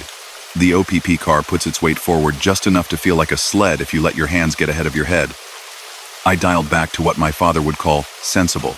The radio did its winter thing, little squirms of static where the rock eats it and then gives it back. I killed my high beams at the turn for Wren Cove because the trees make their own shade and too much light only shows you snow. The green 911 sign for the lane was half buried, crooked. You learn to read half numbers. I nosed in and let the tires find the ruts of whoever had last come this way. No fresh tracks but my own. Every twig that tapped the undercarriage sounded like it wanted to be taken seriously. I announced my mileage out of habit, and because it's nice to know someone hears you put numbers on the night. The lane turned twice, and then once more for luck. The lake opened in front of me as a flat. White thought the lead of it a different dark, where the wind had scoured it. On the right, tucked back from the shore, a cottage. Dark A-frame, under a heavier dark of tall pines. The little green hydrometer on the side of the place was dead, no polite blink. A boathouse crouched by the ice with its doors down. A pile of old dock planks lay in a permissible mess. The porch light was off. The world was very good at being still. PCC, 5 to 7 on scene, I said, stepping out. My boot soles found the squeak that tells you exactly how cold it is. The air made a clean job of my breath. I listened before I did anything, because there's always a texture, even to quiet. The only sound was the lake voicing itself in little shudders under the ice. A fox crossing maybe, or nothing at all. I took the path to the front steps, with my light kept low, letting the beam ride the snow to show me the place had kept its secrets since the last snowfall. No fresh prints. No sled. No drift broken, except where deer had decided property lines are not for them. The front door had a keypad without power, the kind that calls a phone inside when you press call. No lead. I knocked. Gloved knuckles on wood sound bigger in the cold. "Ope," I called, polite but not too soft. "Police. 911 call from this address. Call out." The cottage answered with wood answering the temperature. A floorboard somewhere sent me its small report. In the pause, I heard a beep. Not a smoke alarm chirp. We all know that one by heart. Not a CO detector. This was a little more thoughtful, 2 quick tones with a space between them, the kind of sound digital things make to tell you they've finished doing something you didn't ask them to do. It came from inside the cottage, from too many places at once. Then it stopped. "PCC, I've got an intermittent tone in the residence," I said. No lights inside. Hydrometer's dark. "Any further 911 hits?" "Affirmative," she said. Another open line about 30 seconds ago. Operator heard. Same two-tone beeps you just described. No voice. Callback goes to disconnected message. Subscriber listed is an out-of-province landline. File indicates landline removed last year when service switched to internet phone. Note, internet service at location shows inactive as of October. Copy, I said, because sometimes the right answer is the simple one even when the facts don't shake hands with each other. On exigency, we can make entry for welfare. A 911 call tips the balance. I announced again and tried the knob. Locked. There was a side door off the mudroom. It had a window you could see into. I went there and shaded my light against the glass. Mudroom. Boots on a tray, melted down into shapes with the heat that isn't there now. A broom leaning as if it had never liked walls. The inner door to the main room hung open an inch, stopped by something you couldn't see. No motion. No breath cloud. I knocked on the window and said it again in the tone you keep for people who are trying hard. Police. If you can hear me, say something. Silence. Then that two-tone again, like a little doorbell for a door that wasn't there. I checked around for a spare key out of habit, because even in 2025 cottage, people still do the flower pot routine. No key. The back had a slider. It was latched. I did the boring thing and radioed the basics. Exigency entry for welfare check. And got the go-ahead. In the way good dispatchers give you, they let you be the one to say it. We don't do dramatic. I put a tap on a small side pane, just enough to pop it clean, reached, flipped the thumb latch, and eased the slider open. Cold redistributed itself along the floorboards like a cat. I stood still in the doorway and let the house tell me what it wanted to tell me. Inside, my light made islands. A long room with a stone fireplace, a couch with a plaid blanket folded on an angle. The kind of order people leave when they plan to come back.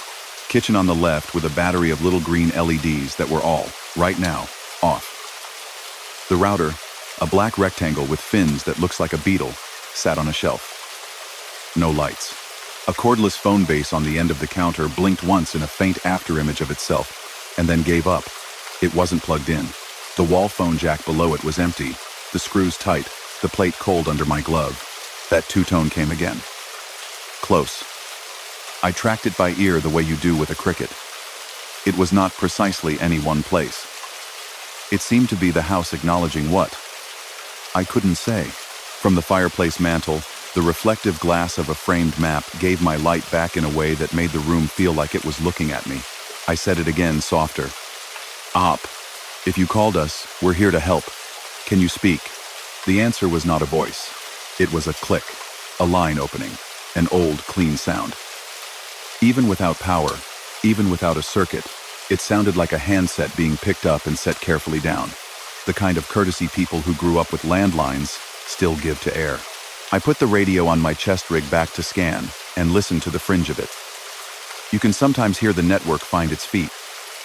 Nothing. I moved through the main floor, slow and exact. No overturned chairs, no mail on the floor. A book on the coffee table, face down, a library stamp making a clean rectangle of responsibility. Upstairs, 2 small bedrooms, quilts squared, a smell of cedar. No one, no struggling heat signature, only the thick, tired cold of a place on pause. Back downstairs, I found a wall-mounted metal box by the entryway, a little security panel with a dead LCD screen.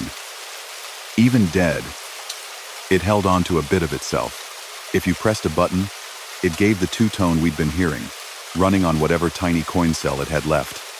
Not hard to explain. Not enough to explain the 911 calls. PCC, I said. Alarm panels powered off but still chirping. No persons located. House appears secured otherwise. If you get another open line, patch me live. 10 to 4, she said. Stand by. The pause had a texture dispatchers get when they're listening to 2 things at once. We just had another 911 hit. Same ANI. Open line.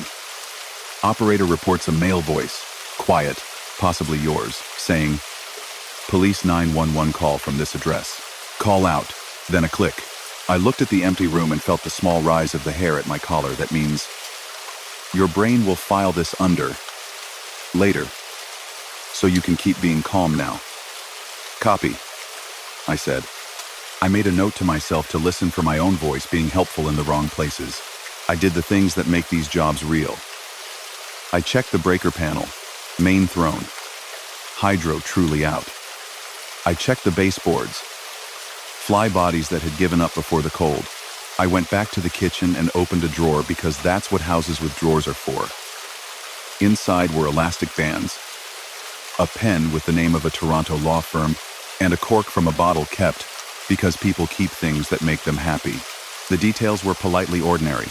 Beside the fridge, an old rotary phone cream plastic, rotary dial stiff with dust sat on a little table. Cottage aesthetic, the kind of thing people use to tell themselves the lake is time travel. Its line ran into the jack and stopped where someone had cut it long ago and put the wire back in to look like it mattered. I touched the handset because my hand wanted to. It had that temperature everything had in that house. Cold, only because heat had left. The two-tone beep again. From under the rotary phone now, wrong in a way my brain wouldn't name. Then, in the same breath, my shoulder mic crackled with something that wasn't radio. It was the exact sound of a dial tone dying. The little half-second down swoop you used to get when someone else hung up first. It came through the radio and came from the room and came from the version of me who'd said, "Police 911 call, 30 seconds ago," all at the same time. "PCC," I said. "I'm getting bleed." The 911 prompts two-tone, my voice, and a dial tone that has no business being anywhere near me. "Are you recording?" "Always," she said, and there was kindness in it, because the facts do not always like each other, and dispatchers are who you test your tone against. "We'll pull the audio." I stood still long enough for the two-tone to not come back. Outside, the lakeside again. A pine dropped a clod of snow, in the exact rhythm of a person stepping badly. I knew better. I still swung my light toward the sound, because you don't get points for pretending the outdoors has rules. In the mudroom, on a shelf, a big black flashlight lay like a sleeping animal. Its tail cap was unscrewed. Batteries out beside it like teeth in a glass. On the shelf under that, a printed sheet from the alarm monitoring company dated last April. Service discontinued. That belonged to a set of facts that squared. I wrote it in my notebook, because writing makes a fact lean on its own legs. When I stepped back onto the porch, my boots squeaked again the way they had going in. The night felt a degree warmer because it had learned me. I pulled the slider shut and set the dowel in the track like someone who lives here would do. I stepped down, and the ice under the crust gave and found itself. That's when I heard it. The ring, not the two-tone, not a chirp, not the imagined memories of a dial tone. The crisp, metal-on-metal ring of a bell inside a real, physical telephone. It came from the boathouse. "PCC," I said, already walking. Audible ring coming from outbuilding. She was quiet long enough to make me know she was listening to me walk. "Copy. Be advised, another open line just now. Operator reports the sound of water, like shore. And then the same ring you're describing." Then a click. The boathouse doors were down, but not by much the kind of gap winter makes when wood chooses the shape that suits it. A keyed hasp held the center. I got down on a knee and lifted my light to see into the interior by the gap. The beam found the hull of an aluminum boat, turned upside down for the season. A sawhorse under it, ropes coiled and obedient. A wall phone, old, green, mounted near the door. The kind of shack phone cottagers keep in boathouses to make a point. Its cord ran into a junction box with its cover missing. No power, no line. Even if the house had power, this wasn't getting any. Even if the phone line existed, this wasn't part of it anymore. The ring came again. It vibrated the door. It makes no sense to tell you that sound can have temperature, but this one felt cold, not unfriendly. Just simple. A thing making the noise it knows how to make. "Op," I said to the door, because it never hurts to be polite to wood. "If you can hear me, I'm here." It stopped as if that was what it had needed. I stood, rubbed the grit of snow off my pants out of habit more than hygiene, and thought about how to end a call that doesn't have a person attached. There are notes you can write that drop a weight on the mind of whoever reads them. I try not to write those unless I need to. I keyed up. "PCC. Residence is vacant. No signs of forced entry." Alarm panel chirping on internal battery likely. I can secure the slider I used. Request directed patrol on the lane for the next week when time allows. Please note the boathouse phone ring and the repeat 911 hits. I'll submit an unusual. 10-4. Do you require second unit? Negative. Code 4. The words worked like a door shutting somewhere good. I walked back to the car, and while I wrote on the hood like we all do when our cars become desks, the sky did that thing it sometimes does up here where the aurora pretends it is a curtain. Someone is moving gently in a window.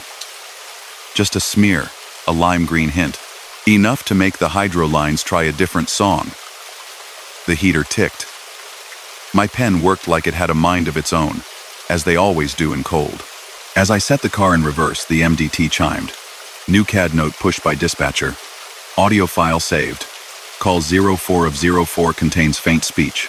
Sounds like, it's all right. Operator identifies a male voice, possibly officer on scene, saying, police. Background, water movement, single ring. I typed back that I'd review at detachment. She sent me a very small thumbs up, the kind of text we're not supposed to send but do when it's 3 in the morning, and you want someone to know they're paired to you, even if you're 20 minutes apart, and a set of rock cuts and a fox's tracks. On the way out, headlights caught the green 911 blade again. It had straightened itself a degree, or the wind had done it. Pretty sure it was the wind. I still said the number out loud like checking a name on a list. The cottage sat and did what cottages do in winter. Waited for the sound that means warm people have come back with groceries and the smell of salt and slush on their boots. I listened to the audio at end of shift in the little office that feels like a coat you forgot you were wearing. We still call them tapes. They're not. The first 3 are exactly what you'd expect, wind, then nothing. The 4th has what they said. The water's soft collapse against ice, that 2-tone, and then a woman's voice far and kind saying, it's all right, in the tone of someone who is carrying 100 pounds of calm. Then my voice quiet, not the parade ground one, the one I save for small animals in cold houses saying, police. Then the ring. Then a clean, polite click. Hydro 1 came out 2 days later for a separate thing. And because we asked, the tech stood in the kitchen and told me what I already knew.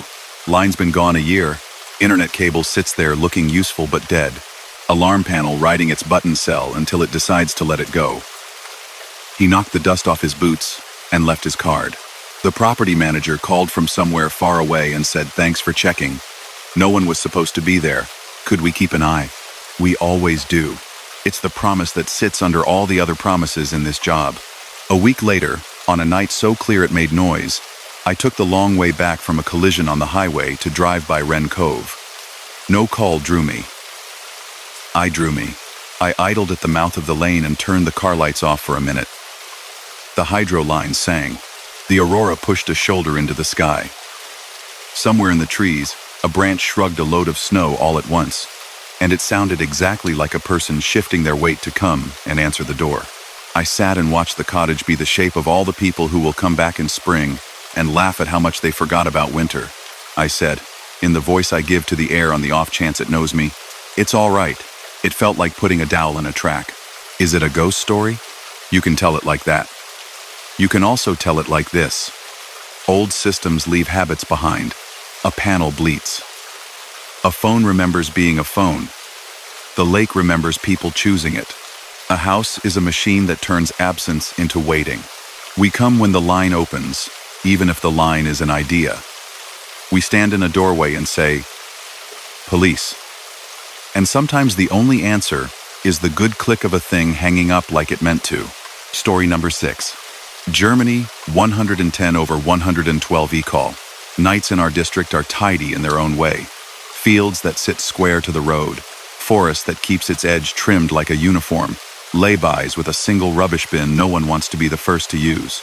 I work a rural beat out of a small Dienststelle that shares a roof with the Burger Bureau. We do a little of everything. Traffic on the B road that pretends it's an Autobahn at night.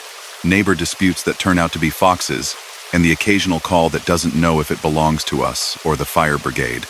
My funk roof name that month was 14/23. My partner on that shift, Martin, had the kind of patience that wears a hat.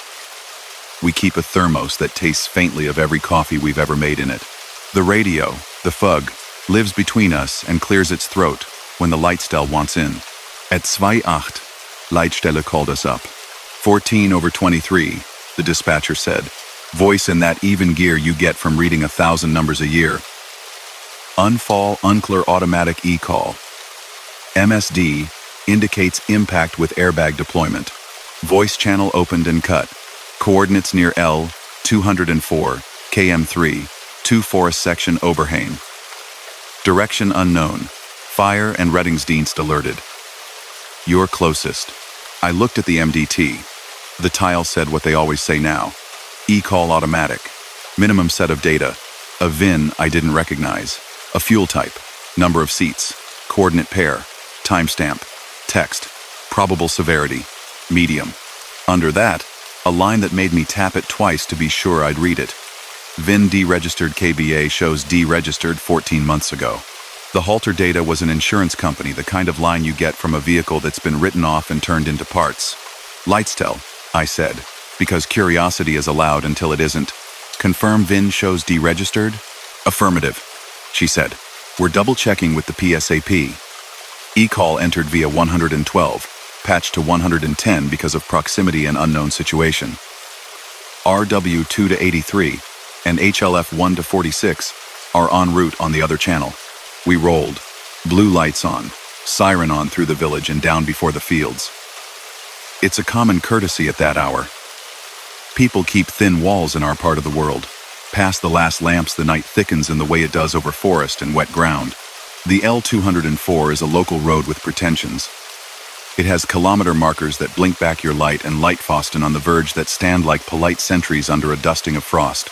It had snowed earlier in the week and not since. The temperature made the kind of cold that gets into screws.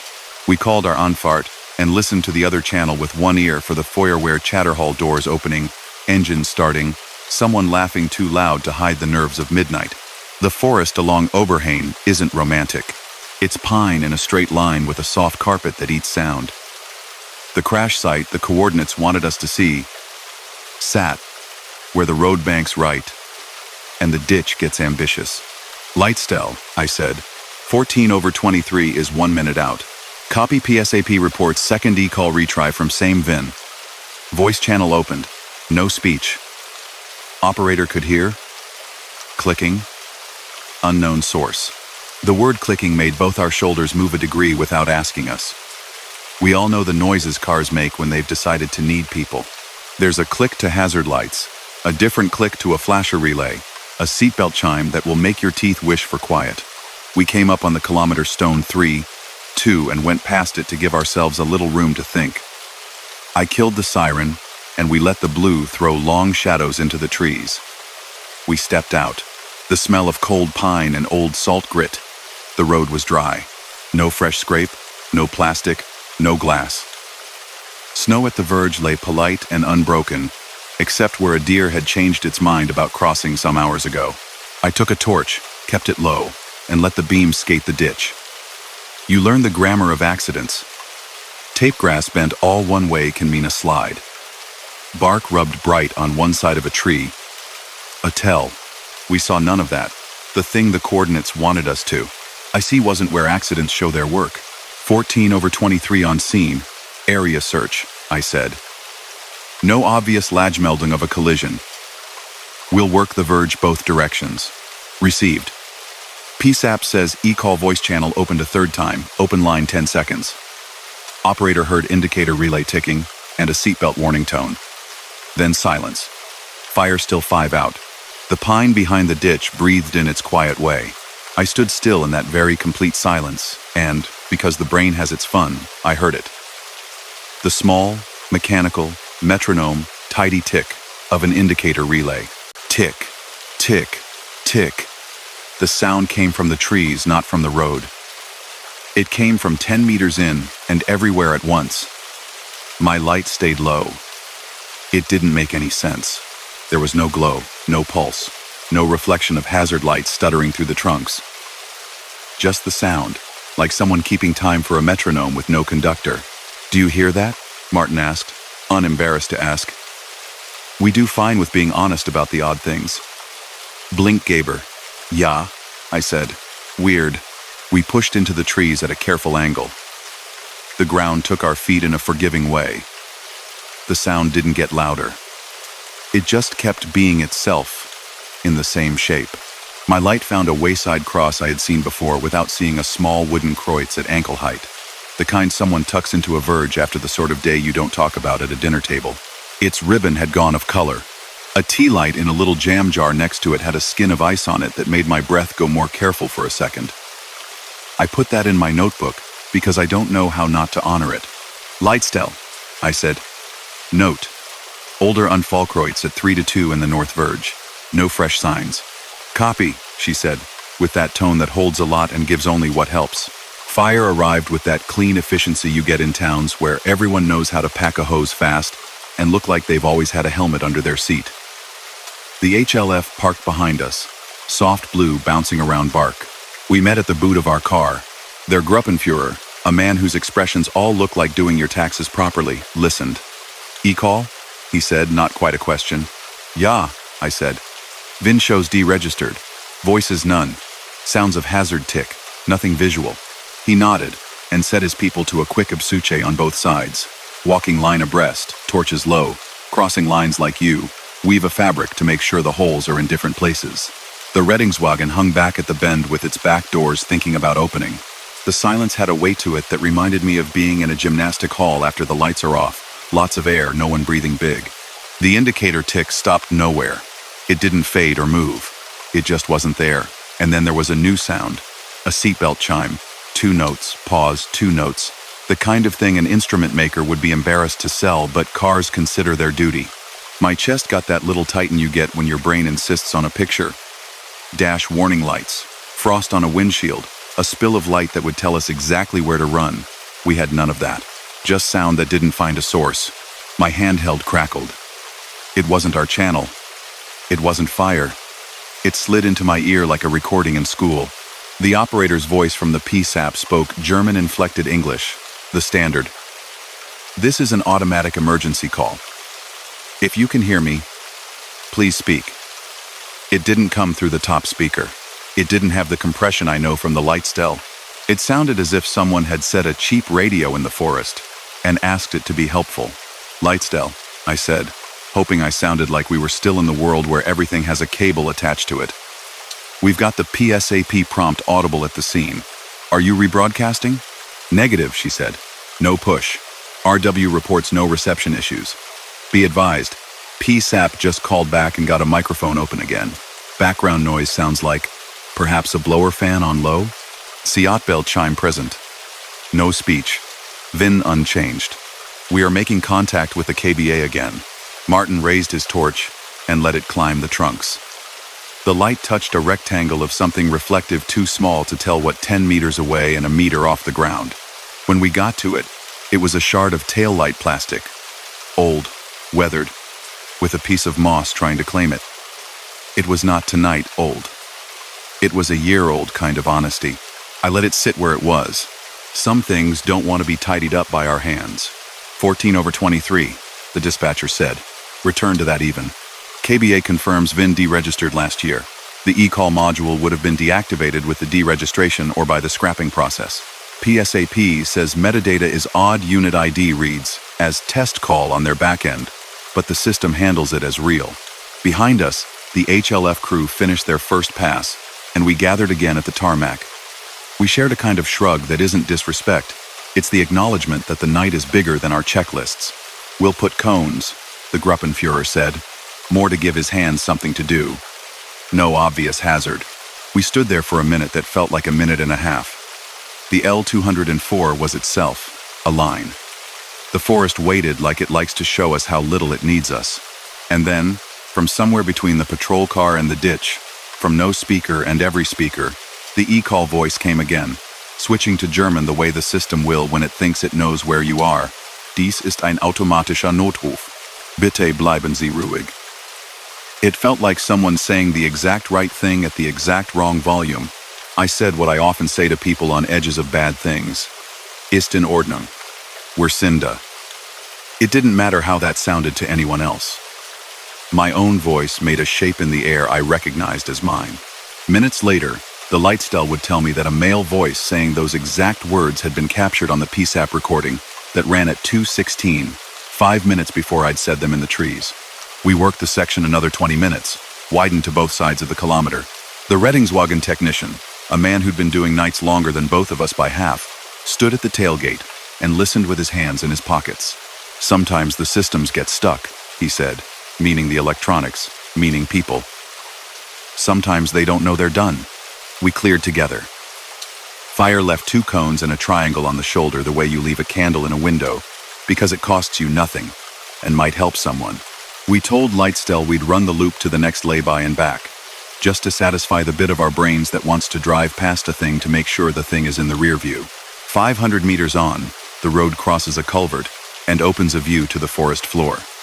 My light saw normal things, stumps that look like animals if you stare, a plastic bag that continues its second life as a ghost whenever there's any wind. In the blue flicker of our bar, reflected in the signs and the coat of a very surprised badger, I caught a rhythm I knew from inside cars, the hazard relay tick, and felt the emptiness next to it where the light should be. Back at the station, we wrote it out. Germany loves forms the way forests love rain. We put it into the Vorgang. E-call improbable. VIN deregistered. PSAP audio contains seatbelt chime, flasher tick, blower fan noise like a small motor trying very politely. No persons located. No signs of collision. Cones placed. We added a Bemerkung that wouldn't scare anyone who read it at 8:10 with their first coffee. The Lightstell cut us the audio with a note. Bitte anhören. Please listen. We played it later, the 3 of us, me, Martin, and the duty officer who could teach a course in skeptics being kind. The file was short. A quiet that wasn't empty. A sound you'd call a fan on low. The seatbelt chime. 2 tones. Pause. 2 tones. A relay tick. And then me saying, Ist in Ordnung. Wir sind da. Even though I had said it 5 minutes later in a different spot, it wasn't a trick of time so much as a trick of systems recordings taking paths we don't know, PSAP spooling things in a buffer that shows you yourself from a step back. Or it was exactly what it sounded like, reassurance arriving in a place that asked for it. 2 days later, I took a day shift and stopped at Oberhain on the way to a school visit because some corners of road assemble their own gravity. The cones had migrated a little under the attention of wind and people who can't keep their feet still. The little cross had a new ribbon, or I noticed the old one in good light. The T-light's ice had sagged and split like glass does when it doesn't remember how to be glass. A forestry worker in an orange jacket waved at me like we had always known each other. He asked if it was the e-call thing people at the bakery had talked about. I said maybe. He said the e-calls don't always behave. Machine wants to help, he said. Sometimes it keeps trying. A week later, the PSAP engineer called the Lightstell, and the Lightstell called me because small places like ours follow up in ways that big places want to but can't. They said they'd trace the call route. The e-call module ID matched a VIN that had been processed through a recycler a year earlier. The module might have been salvaged and repurposed as a test unit at some point. The logs were dirty with notes from companies that change hands. The part of the system that hands calls from tower to tower had a record stuck like a seed hull behind a tooth. On paper, it explained everything. In the ear, it didn't explain why. At 2:14, standing between 2 very ordinary pines, I could hear an indicator relay clicking out of thin air. I drove that stretch at night a few more times for ordinary reasons, speeders who don't see the village sign, a tractor that decided it was an emergency vehicle, and each time I found myself slowing a fraction longer at 3:2 than the law required.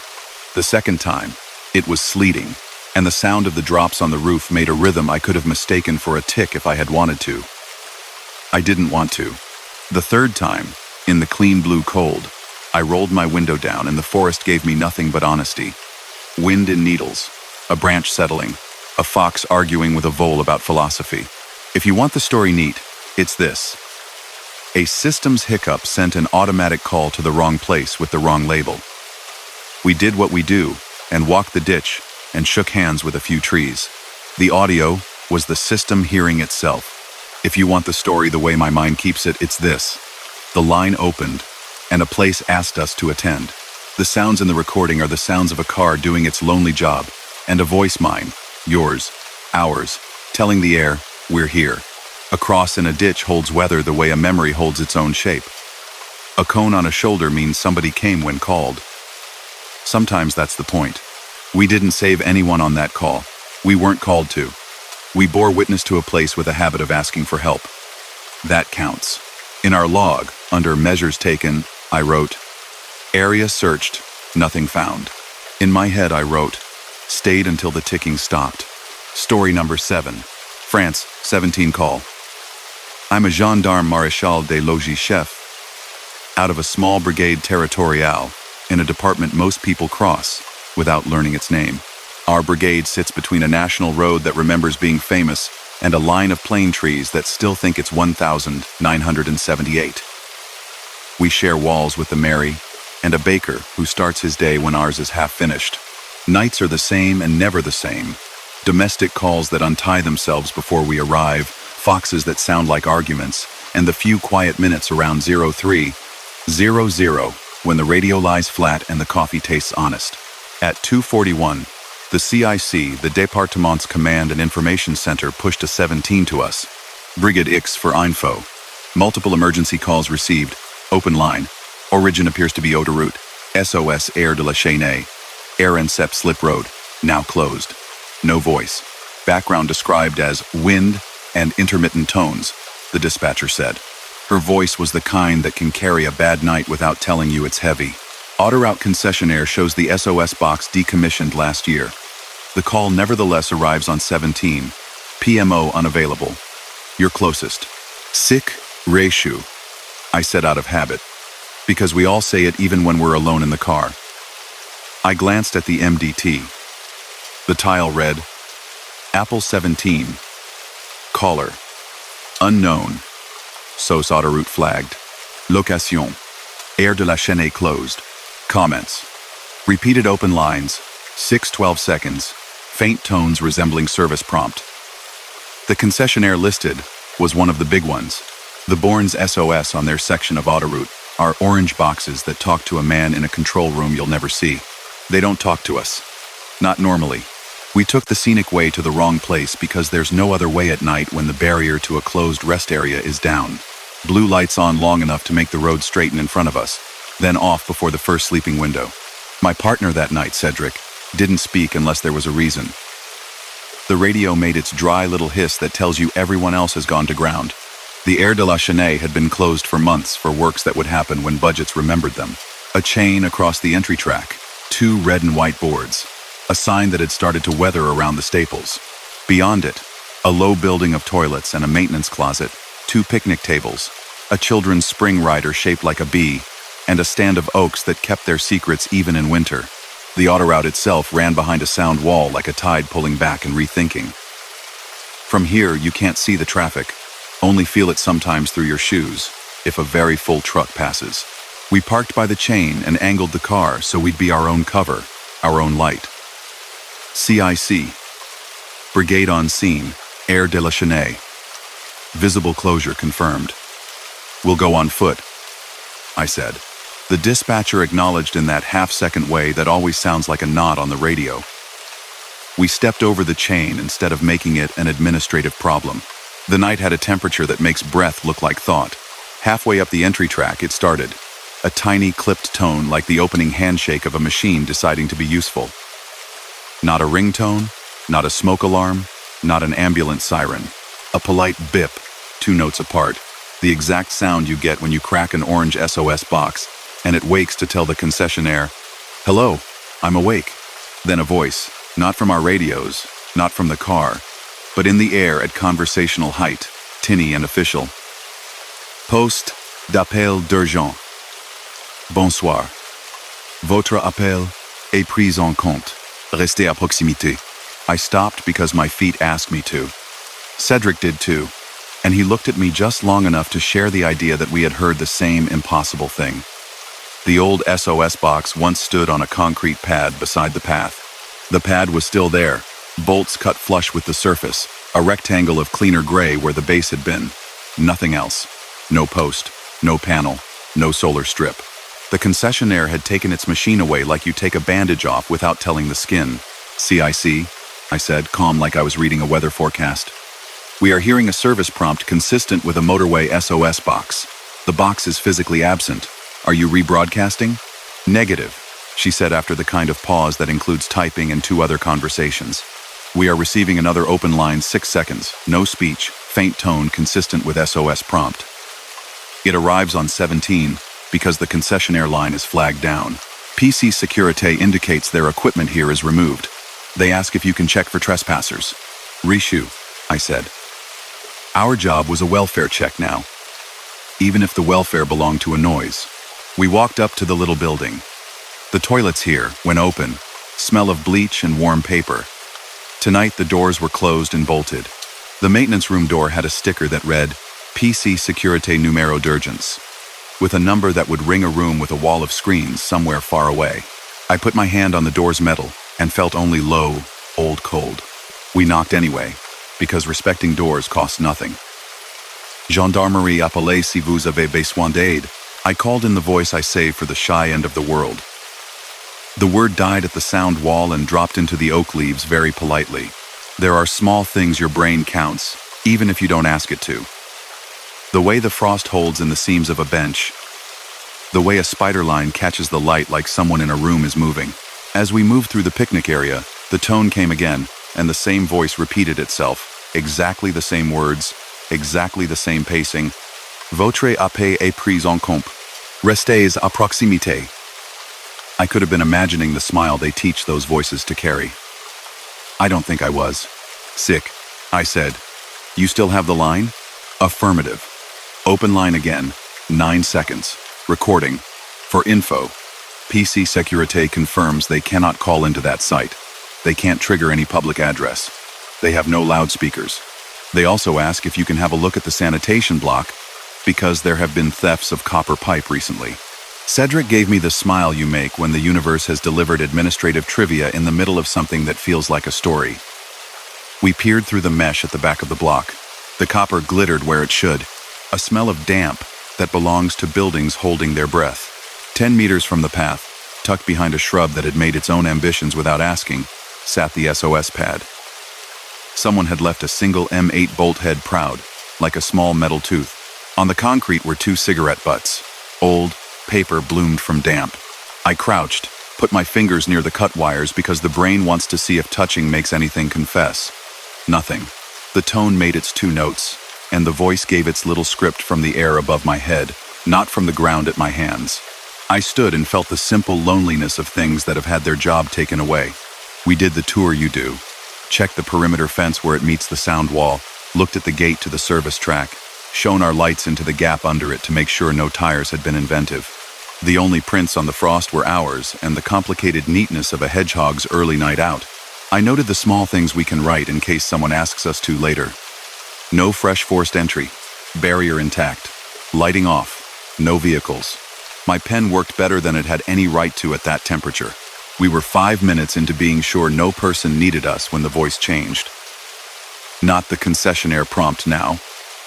A different woman. Softer. Caught in a bottle of metal and optimism. Hello? She said. The simplest French hello in the world. Not timid. Not brave. A person testing a room. Gendarmerie, I said back to the small animal voice. We're here. Are you safe? Silence. A breath that might have been wind. Then, ça ne marche pas. It doesn't work. What doesn't work? I asked. The box? A little click, this is the thing that got me. The small human courtesy of a click like a receiver being replaced with care. Then the tone again, the prompt again. Votre appel est pris en compte. Restez à proximité. The exact shape of the words felt like someone reading them off a card in a room far away. Sick, I said. We have a voice on the open line. Female. Stated it doesn't work. Can you patch us audio? Stand by. The line did a little digital throat clear, and we heard what the call taker had heard. Wind that might be cars breathing behind the wall. The same prompt, a small voice that belonged to a person who had been taught to try again before asking for help. Hello? Then my own words, a few seconds late, coming back like an echo with bad manners. Gendarmerie. We're here. Cedric lifted his chin toward the service stairs that climb the sound wall to the emergency exit gate. You're not supposed to go up there unless there's a reason. We had one. On the platform at the top, the autoroute made a long low, the way water makes a long low. That you feel more than here. No cars passing right then. The white lines down there met and met again, and then were new. The emergency gate was locked, and the little pictogram of a man running toward an open door looked like he regretted drawing attention to himself. I put my hand to the mesh. It hummed a tiny, honest hum, metal and cold. On the way down, the prompt played again. Votre appel est pris en compte. Restez à proximité. The words came from nowhere that would accept a lamppost. I answered a stupid impulse and said to the air by the absent box, we're right here. It is not in any procedure. It helps me anyway. We checked the small maintenance lockup. The door was secure, but old wood talks about itself when you lay a palm on it. I took the time to look through the grill again. The shelves held what they should. Paper, cleaning fluid, a roll of bin bags that had shifted and then remembered how to be a roll. The movement you think you see in places like that isn't there. You feel it anyway. Brigade, the CIC came back. PC Securite is going to check their logs for any ghost calls. For your info, another 17 open line just received. 7 seconds. Operator reports faint hello, and then your voice, chef, saying, we are right here. Timestamp 2 hours, 49 minutes and 5 seconds. We both looked at our watches like boys who've been told the bell rang 5 minutes ago. Mine said 2 hours, 49 minutes and 9 seconds. The prompt said, Restez à proximité, like it had never stopped. The oak leaves barely moved. It wasn't wind. We did one more pass because leaving too soon feels like walking out of a conversation before the important part. The bee spring rider wore a crown of frost, tiny sugar crystals on plastic yellow. I pressed it with 2 fingers just to hear the coil talk. It creaked in a way a child might remember or forget. In the middle of the picnic area, a sign showing a smiling stick family under trees smiled back with perfect commitment. Under it, embedded in concrete, a small metal plate, one of those access plates for cables, had been pried and set back at a slight angle by someone who didn't put it in perfectly. I crouched again, lifted it with 2 fingernails, and shone my light into the little void underneath. A conduit. Empty. A spider that had chosen to be still long enough to collect weather on its back. The concrete smelled like rain, even without rain. We put the plate back. It made a sound like checks. I stood and looked at the world in the kind of way you sometimes do at a scene. Unfocused, letting edges blur, listening for the one frequency that doesn't belong. It didn't come. What came was the honest life of night. An owl spending one note on something that deserved it. A faint pulse of tire on far asphalt. The prompt had decided to be quiet. I called it. Sick. Brigade clears the site. No persons, no trespass, no hazard. Please link our report to the concessionaire. We'll add directed patrols. We copy the unusual. Risu, she said. PC Securite will call us back with any log entries. Merci. We walked back to the chain. On the way, the prompt sounded once more, as if the box and the room in which a woman with a headset sits had agreed. They owed us a farewell. Votre appel est pris en compte. It was almost funny in the way things are when you're tired and trying to be good at your job. I said, nous aussi, because talking to air is free. Back at the brigade, we took off the weight that protects us and wrote the weight that replaces it. The log was careful. Multiple 17 open lines appear to originate from decommissioned autoroute SOS installation. Physical box absent. Public address apparently audible at scene without obvious source. No persons, no damage, no hazard. We flagged it unusual because everything about it was. The CIC sent us the audio files just before 5, when the baker next door's first tray made the air hopeful. We listened. The prompt voice sounded like every welcome message in every infrastructure. Polite, exact, unfazed. The little "allo" sounded like apples in September. And then there was our own speech, folded back on itself as if the line had turned in the air and handed it back, a few seconds off, like the delay you get on a cheap TV. If you want an explanation that gets you to 8 without thinking too much, the concessionaire system fell back to 112/17 when its own lines went weird. A buffer in a server somewhere replayed our words onto their own call. The speaker we thought we didn't hear was actually the universe's cheapest speaker, the space above the place where a speaker used to be. The concessionaire did call back around 9. A man thanked us like it cost him caffeine to be human. He said their PC Securité hadn't pushed any audio. The box had been removed to their depot in the spring, dismantled, components separated per contract. He emailed a PDF that showed a photo of the very pad we had stared at, date-stamped, with the box lying on its side on a pallet. A fact is a gift when it's neat. It didn't tidy the sound. A week later, I drove by on day shift to check the chain was still chain. A new sign had gone up.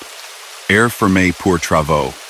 A plastic bag had got itself half-fast to the fence and made that flapping that turns into words if you want it to. I stood by the concrete pad and put my hand on the air above it. It moved as much as air moves. The B-spring rider had lost its frost and looked tired. I said hello in the voice that small, brave people like, and for a second my own words found me from somewhere that wasn't my throat. There are tricks of sound everywhere, walls, wind, the way a skull makes a helmet for your ears. It could be that. It could be the shape of help lingering where help used to stand. If you want to tell it with all the screws turned tight, it's a system story. An overflow of an overflow. A misroute that sent a dead phone's last manners to our side of the house. A prompt audible, because our brains put it where we needed it. If you want the other telling, the one I keep like a coin in a pocket, it's this. Some places call even after you've taken the phone away. They remember the word for us. They say bonsoir to whoever will answer.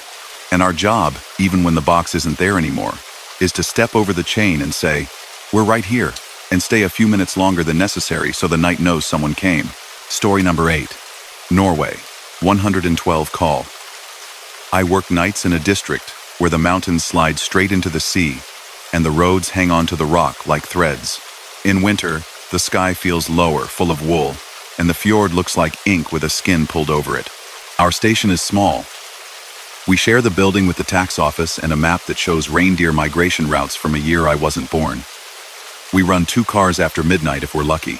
Nudnet hums in the background with the same confidence every time you press the button. The talk group is ours until it isn't. At 2:23, Operajan Central and put me on a welfare call.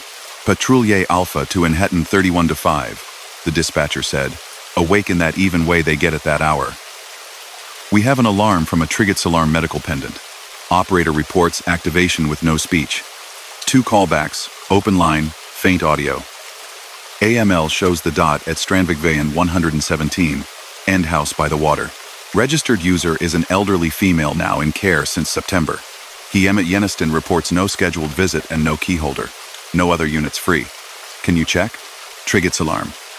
If you're not from here, those are the little pendants older folks wear. They press the button. A line opens to a care center. Someone speaks to the room through the base unit and gets them help. I get those a few times a month. False alarms mostly. Battery issues. Old electricity arguing with new plastic. But you still go. That's the whole point. 31-5 copy, I said. ETA 15. Any further from the operator? A pause while she listened to another ear. They heard a door sound and something like a stove flew. No voice. They'll stay on the line and patch audio if it goes live. The road out to Strandvik runs along a shoulder between mountain and fjord, cut back and widened in the 70s, patched ever since. The plows had made 2 clean lanes earlier, but the wind throws snow back where it wants. I kept the blues off. There's no one to impress at that hour. The northern lights were the thin kind, just a green curtain testing the pole. The hydro lines sang a high wire hum, and my wipers carved their rhythm into the quiet. Nudnet flickered in one known dead pocket, and then found itself.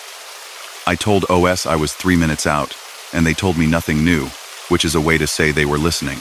The houses at the end of Strandvik sit with their backs to a notch in the rock, and their fronts to a little cove.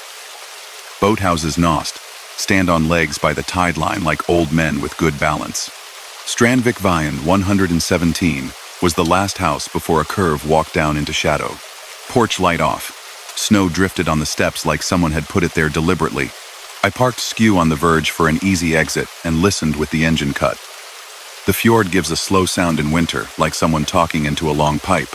Somewhere out past the black, a buoy bell rang twice the way it always does when the tide decides to be noticed. Otherwise, nothing. No wind knocking anything. No radio except the soft carrier of the network reminding me it was there. OS, 31 to 5 on scene, I said. House dark. Will approach. Boots on packed snow make their own sentence. I walked to the door, and my breath left little clouds that bumped the glass. There was a knuckle box, a key safe screwed into the frame, rust showing where salt always wins eventually. Yemagenistan usually change codes when someone moves out. This one had a strip of tape over it, the kind of tape you don't put there if you plan to come back soon. I knocked anyway. Polidiot, I called, not loud, not soft. It's the police.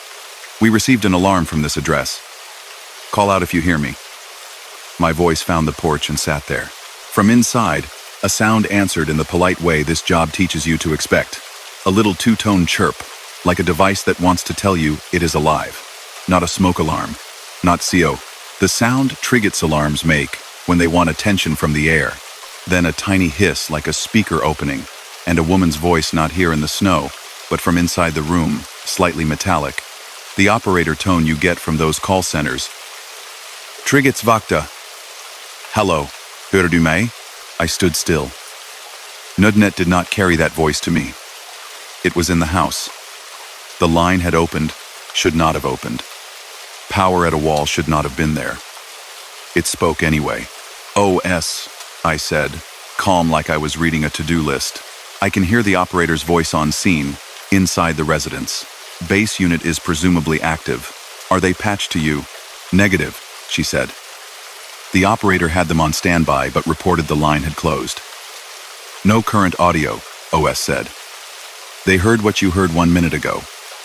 We can patch if it resumes. There are times you let the front door stay the front door for just 1 more minute and look at the rest of the place. Around the side, a window gave me a slice of the living room through lace curtains. A stove sat black and cold. A photo of a fishing boat was on the wall. The kind of relief all our old houses have. A walking frame in the corner.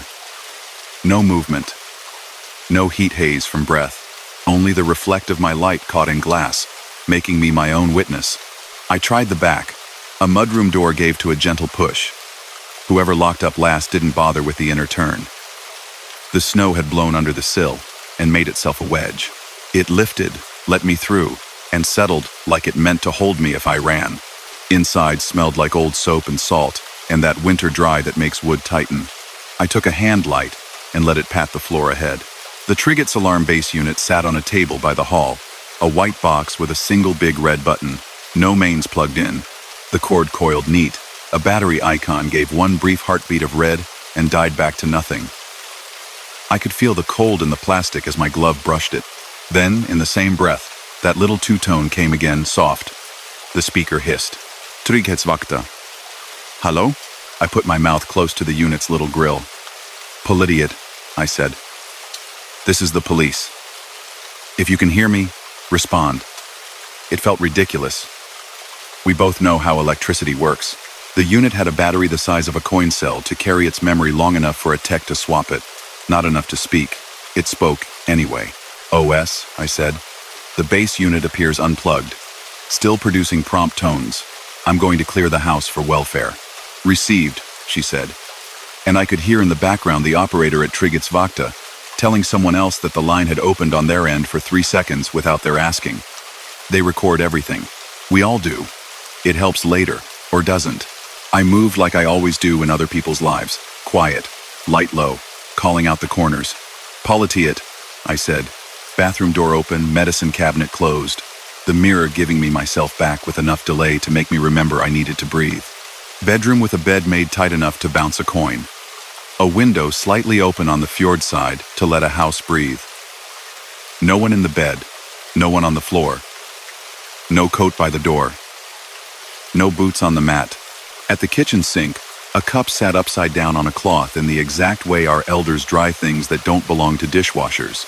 Beside it, a dial radio, the kind with a dial that glows green when you plug it in, unplugged, Little cord tucked around it with a neatness retired people master. On the wall, a telephone.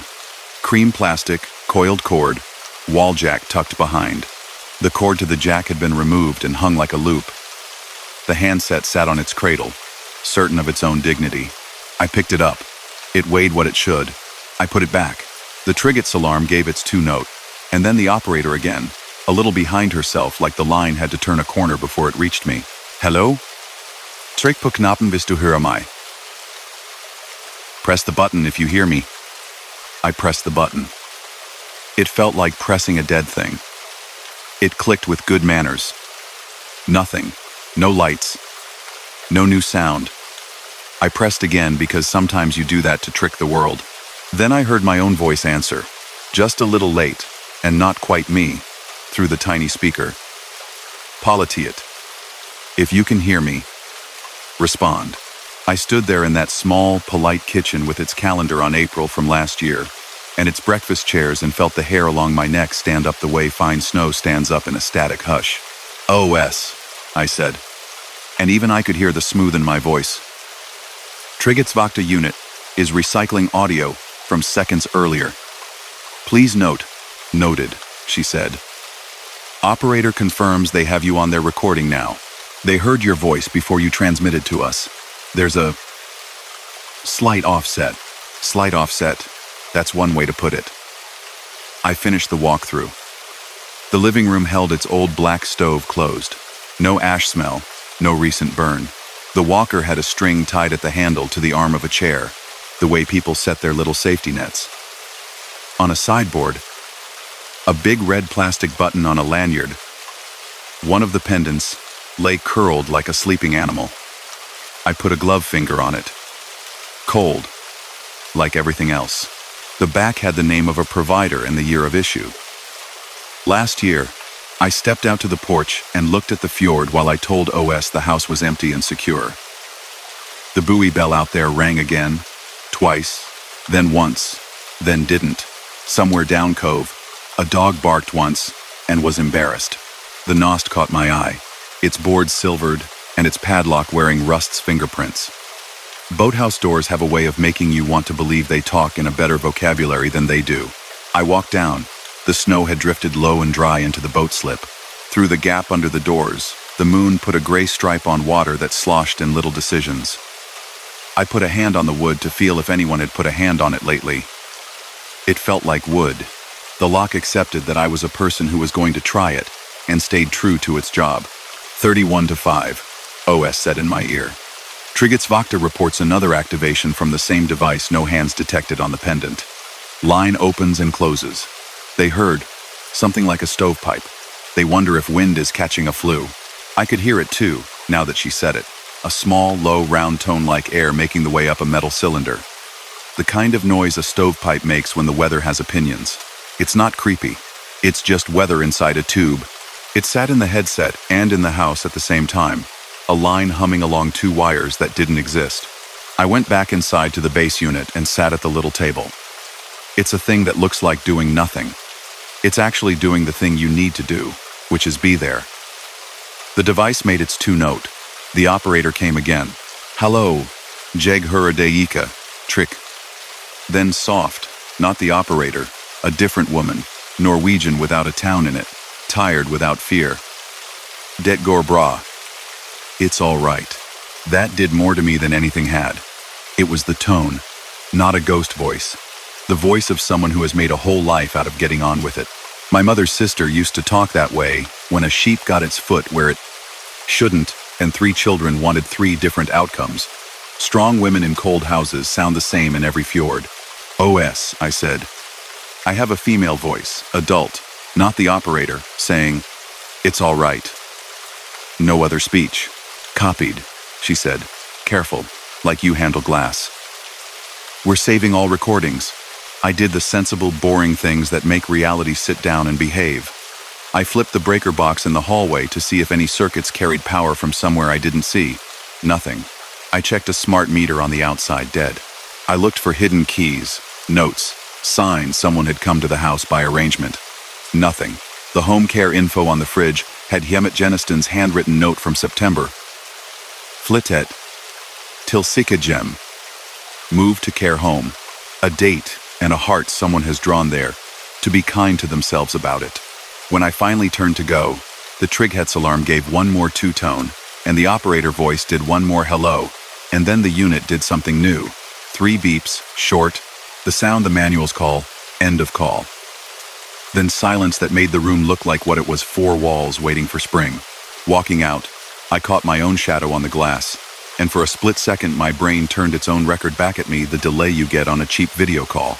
My mouth moved, and my mouth, a second behind, said what it had said 2 minutes earlier. Politiate. If you can hear me, respond. It was the base unit, dying carefully, handling its last energy like bread. Recycling what it had. The kind of loyalty little machines have when people teach them to care about people. I told OS I was clear. They asked me to call Trigetsvakta on the non-emergency to compare timestamps. In the car, heater on full to bring me back to human, I did. The operator on the other end sounded like every operator I like, a voice like a good coat.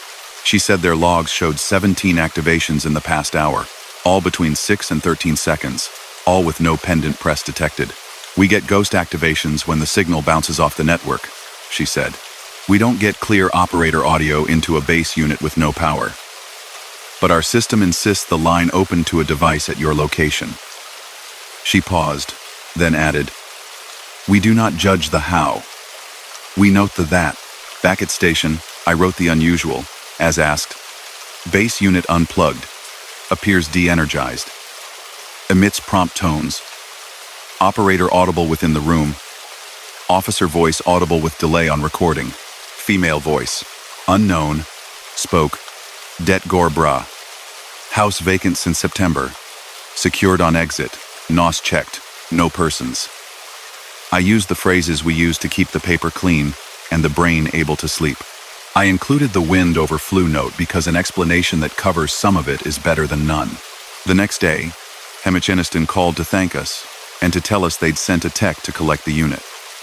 The tech found the base still on the table. Battery almost flat. He pressed the button for his own reasons, and it gave him the two-tone, and then died in his hands like a watch that finally rights itself. He said, on his form, unit likely misfiring due to low reserve cell. It's the sort of sentence you can hand someone at a desk, and everyone can go be happy with it. A week later, on a night that felt like dry paper, I ran the cove again on my way back from a driver in a ditch. I pulled up by the boathouses and sat with the engine off. The buoy did its 2 bells and then thought better of it. The NOS doors breathed as timber does. The house Saturday, the porch had a little scoop of snow in the corner like someone had poured it with a measuring cup. I said, into the air, because it costs me nothing, det går bra. If you want the straight version, the one you can fold into training, it goes like this. Telecare base units misbehave. Batteries lie. Radio brings you your own voice at the wrong time. AML plays games with us all. We attend. We find nothing. We clear. If you want the version I keep when I drive that road, and the lights of the opposite shore look like judgments on the water, it's this. The line opened because a place remembered there had been a line. A device spoke because it had learned how and didn't want to forget. A woman said, it's all right. Because this is what people say when small things in a room need someone to say it. We came. We said, politiate, into a small grill on a dead box because sometimes the job is to answer even when answering is mostly for you.